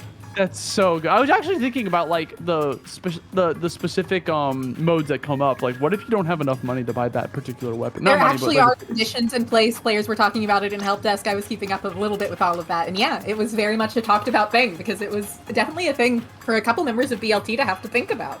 Oh, wouldn't you know it? I can't buy a Tentebrell. I guess we'll have to re-roll. Oh, well, that sucks. Gem for a lot of us too actually was a Tentebrella main. Wow. That I had to play against a lot. I know all of these players so well because I was either teammates with them or played against them a lot. This is my class of Splatoon. 49 whales in that last game. Oh, incredible. One more. We could have gotten one more. Should have let it go into overtime to get that one last whale. I think 49 is a good an average number. of 8 per... Wait. Is that right? I can't do math. It's over 8 per person, I think. No, it's 5 per person. It's 5. Yeah, you're right. There are a little 8 bit people. over that, though. Wait, are you talking about the average? Sorry, I wasn't listening. Wait. It's like 5 points something. I just have to plug this in. It's 6. 49 divided 5 to by 6. 8 is 6. It's 5 to 6. Yeah. Did you not go to school, Actually, K-Bot? it's 6 to 7. Did you skip math class, K-Bot? Yes, I skipped. I was an astronomy major in undergrad. You look like an astronomy major. 2 years. Right. What does that mean? To respond to that. Right. I wanted you to say right. Why did you give it to me? I'm literally 1 away from world record. Come on. You're not. 2 of them are fake. 2 of them are just No, they're not that fake. you count. No, it's because K-Bot's purposely not saying right. He's going when he wants to say right. Well, you so shouldn't have told K-Bot what you were trying to do. I don't have the foresight, okay? Listen, I'm a person that lives in the That's on present you. You and can not try in the future. again in a It different is on past me, in and the I understand future. that, but I am changing the rules as I see fit. Well, that's not how You're rules changing work. the rules of your own game. Right. Nobody else has this game. There is nobody else that has this game. This is an Aussie exclusive game. You know, Splatoon 3. I'll start doing it, K-Bot. Don't worry. Okay. That counts. I don't. That counts. I'll give you the That counts. okay. It was said That with the counts. same energy. World record has been achieved, y'all. Let's go. Where's the air? I where's don't my count air the horn? still. You're I still have an too air short. horn. Let me get my air horn. Hold on. Oh no. Let me get my air horn. Give me a sec. Give me a sec. Give me a sec. Give me a sec. Oh my god. Oh. So by the way, we're heading to shopping spree. Woo. We just discussed how shopping spree works, but for a quick recap, they get $15. Fake dollars. 15 fake dollars. Dang. And Doubloons. And not 40 doubloons. 15 doubloons. And they can choose from different weapons, and different weapons have different costs. Splash, Machine, and E-Leader being in the highest cost, as you would expect from those weapons.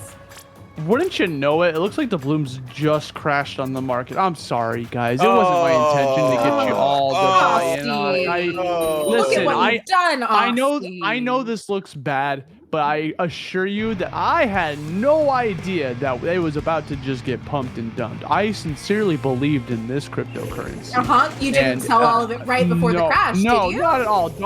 You know what? I lost the bank statements too. Wouldn't you know? We are seeing 2 zimmies. Zimmies? 0 crowds, 2 zimmies. Is that Zubadoo? For the record, folks, of course, the last map was Tower Control Eeltail because it was all brush, and that was the name of the game there. It was supposed to be Zone Surgeon, so now you get 2 Tower Control maps in a row, which is also probably the reason why we're seeing Zimmy. Yeah, Zimmy's a really solid pick. It's a pick I'm a big fan of. We are seeing this pro here being able to do a lot of damage. I wish there were more Zimmys that played. I'm working on my Zimmy. It's something I am actively grinding right now. Okay, I'll be the one that asks. What are you asking? What's a Zimmy?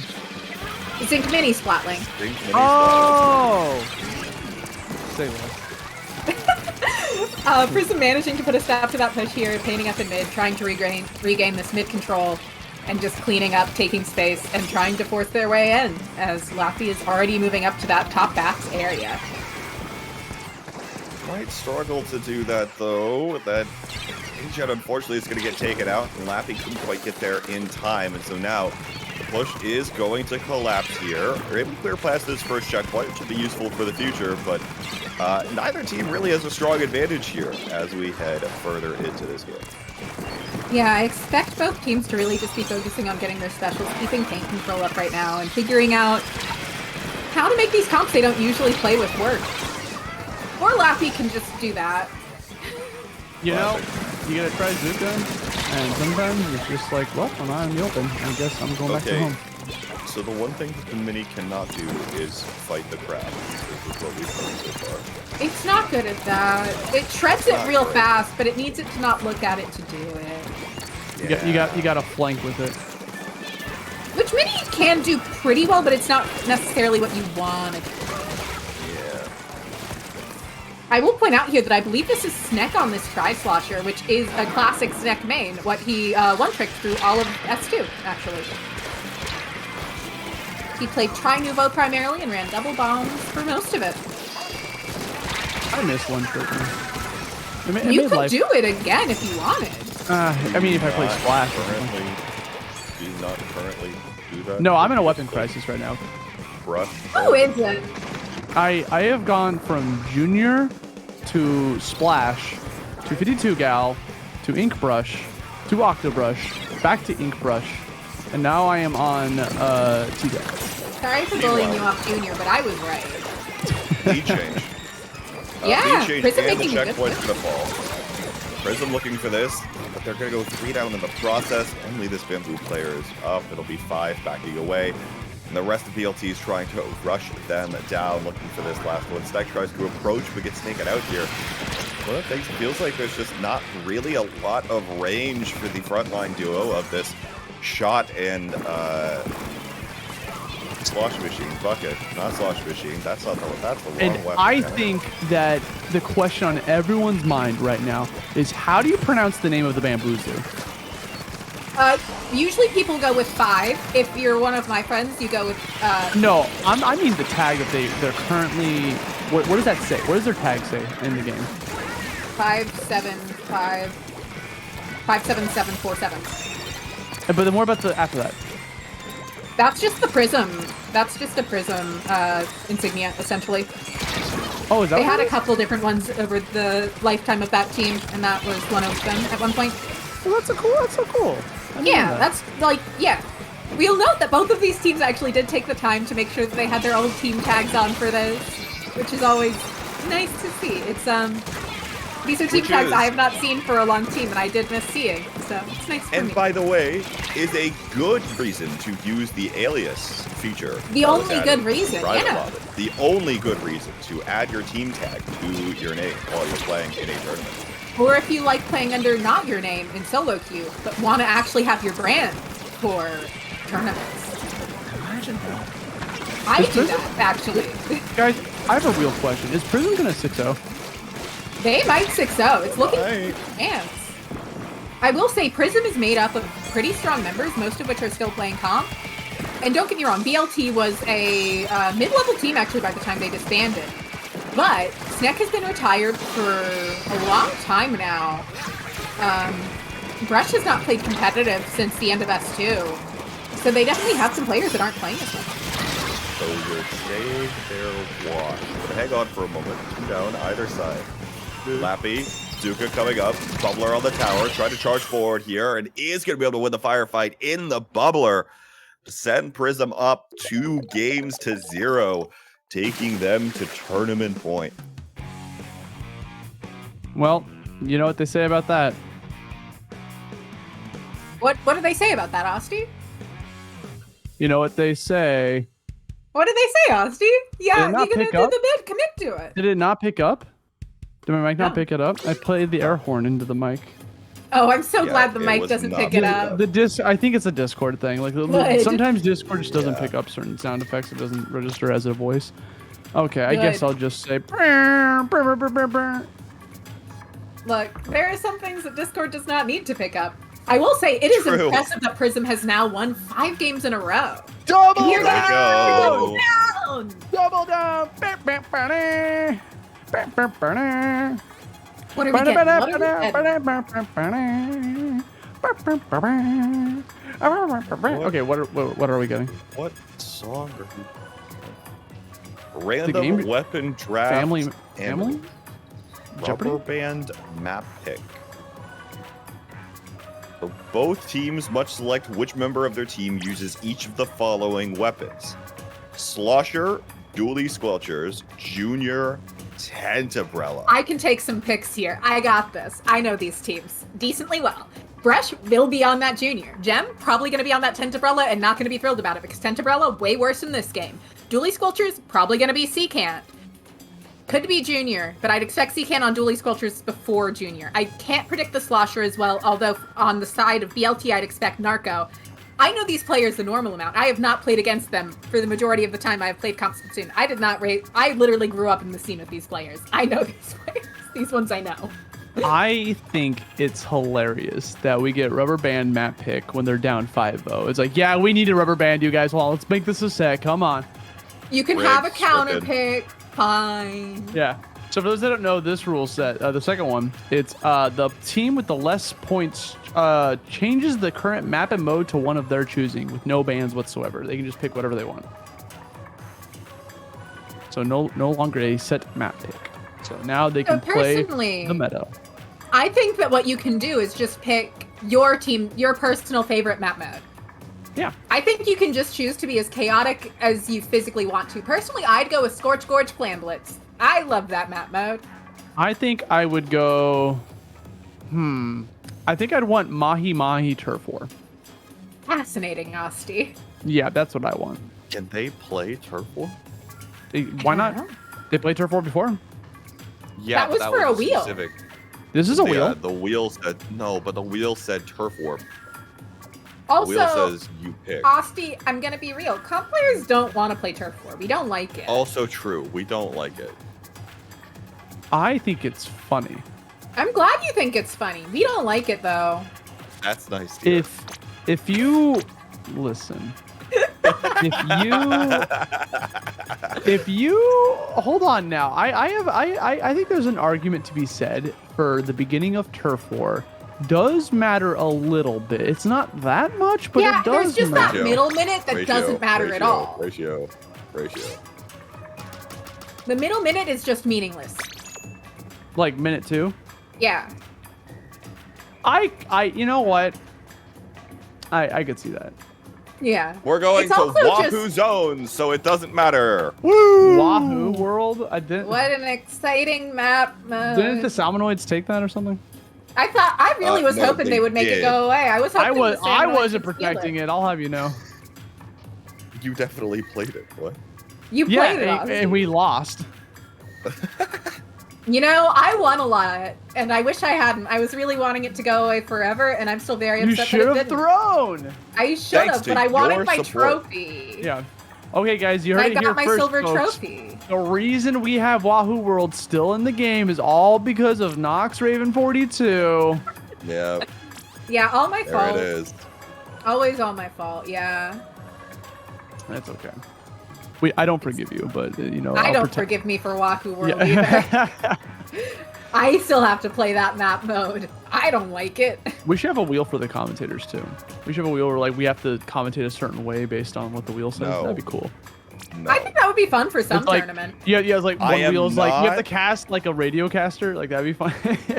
I Old am timey not 20s doing caster. Rap God play-by-play over What? TC Eeltail. No, Oh, listen. I would. Listen, there was one time that Barry and I a long time ago had to cast in questions the whole time. I'll do anything for the bid. You mean for this game right here? Oh boy. Yeah, absolutely. Oh, Seacant's not even playing. No, my predictions. Well, you know what they say about your predictions. They got flushed down the toilet as we're going to jump in here for potentially the final game of this set. How Prism does on the that make verge of any a sense? 6. I am. No, you're not I getting am- away with that. K-Bot, You're not getting away with I am that. commentating right now, K-Bot, and you are interrupting me. That is super unprofessional. That's right. I am was in the middle of. interrupting I was Yeah. going to start a whole storyline about how this game was up 5-0 in Prism's favor, and then on the verge of being a 6-0, What? and they're getting doubles upon doubles currently. Well, here's the thing.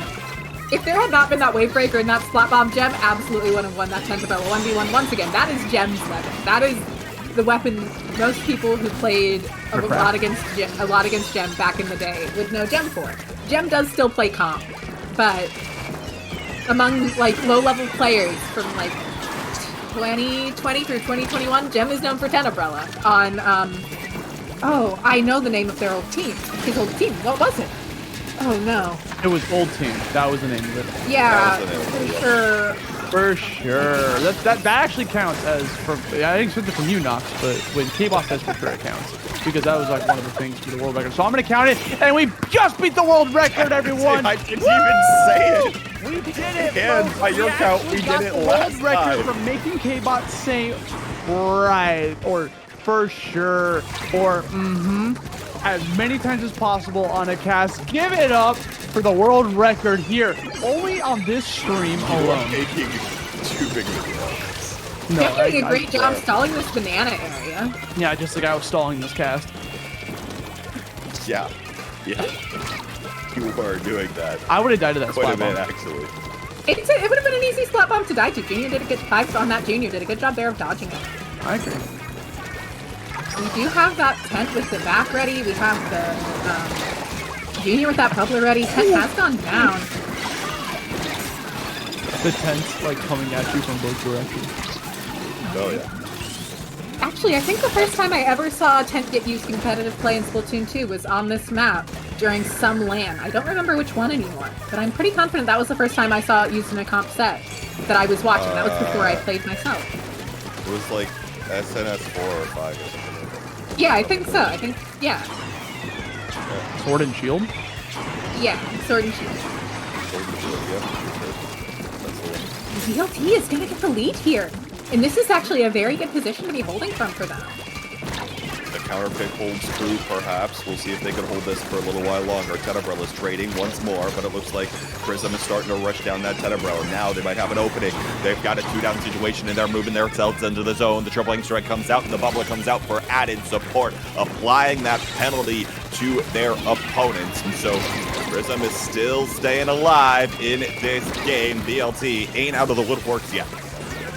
Yeah, on the other hand, it seems like Prism has a really hard time getting in on this map. They don't seem to quite know what to do to get in.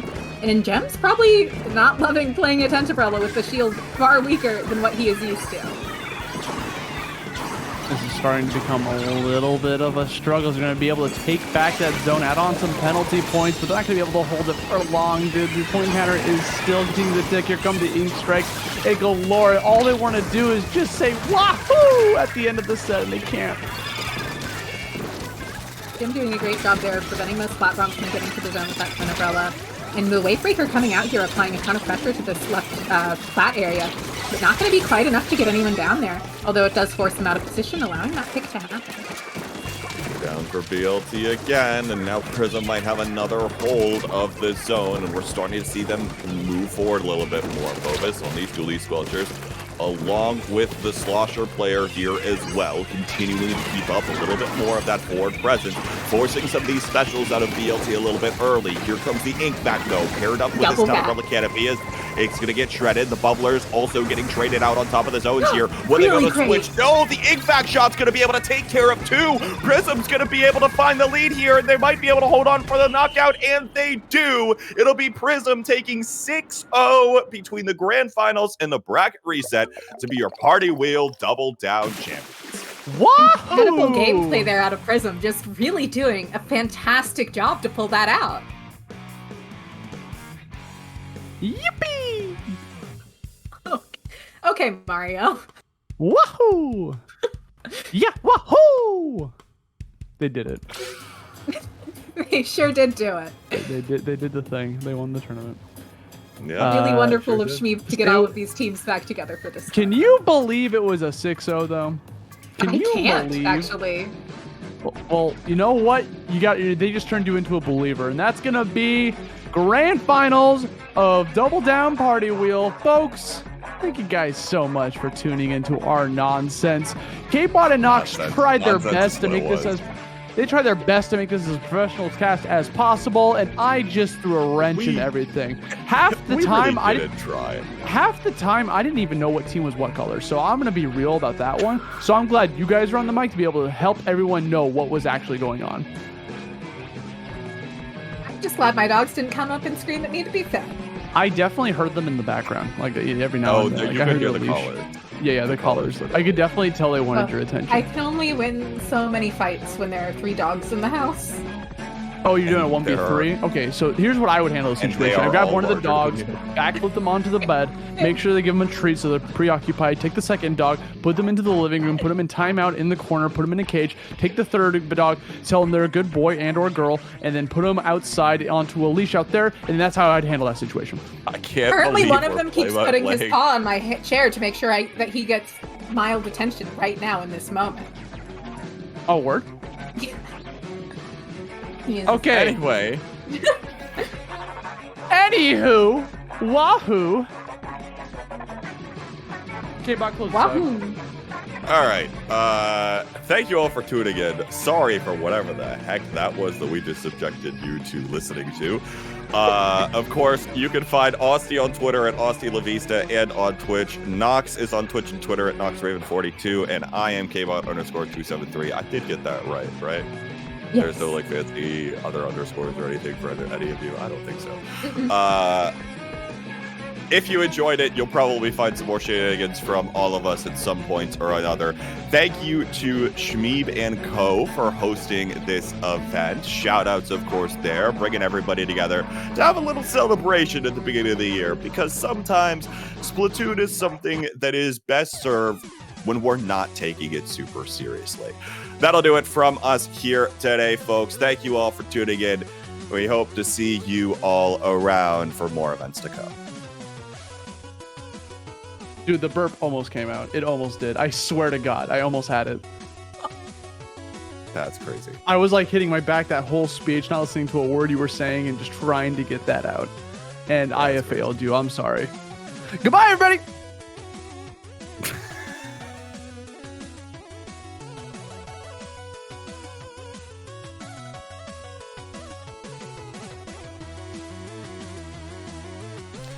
Alright, guys. I'd like to thank all of you for coming out to watch this again. It's always fun to put these on. This is the second year that I've done the Party Wheel Invitational, and it's been super fun both times. Before we end, I'd like to give a shout out to all of our teams. Marine Melody, Harmonic, Rise and Shine, Radical Dreamers, Prism, Pearlescence, Ink in the System, BLT, Aquatic Vanguard, Boston Squid Party, Kappa, and Intimidation Factor. Obviously, we could not have this tournament without all of them. And a lot of them, even like Osti, Kbot, and Nox were saying, they reformed just to play in this tournament. So thank you to all the teams for coming out today and yesterday. I'd also like to give a shout out to all of our guest commentators today. Prochara, Osti, Kbot, Pock, Nox Raven, Vapor, and Vic Vion. Really brought this tournament alive for the past 2 days. So thank you to all of them as well. And I'd like to give a special thanks to some people who helped behind the scenes. We have Sakura. They designed the logo for this whole tournament that you've been seeing this entire time. Carovescence, they made the bot that made this entire tournament possible. Falco Flyer for helping me with some balancing stuff behind the scenes, along with Mizuno for some TO wisdom. Tyler, who's been sitting in the call the whole time to relay information to the Battlefy chat. Strawberry, who's been in my room with a laptop keeping score every single set the whole time. And Ambird for being the provider of this tournament's prize. So, now that we have our champions, Prism, it is time for this Party Wheel Invitational to come to a close. So thank you everyone for watching. Be sure to stay tuned on my Twitter and Discord server, at ShmeebTM on Twitter, in case I decide to do this again before January of next year, because that may or may not happen.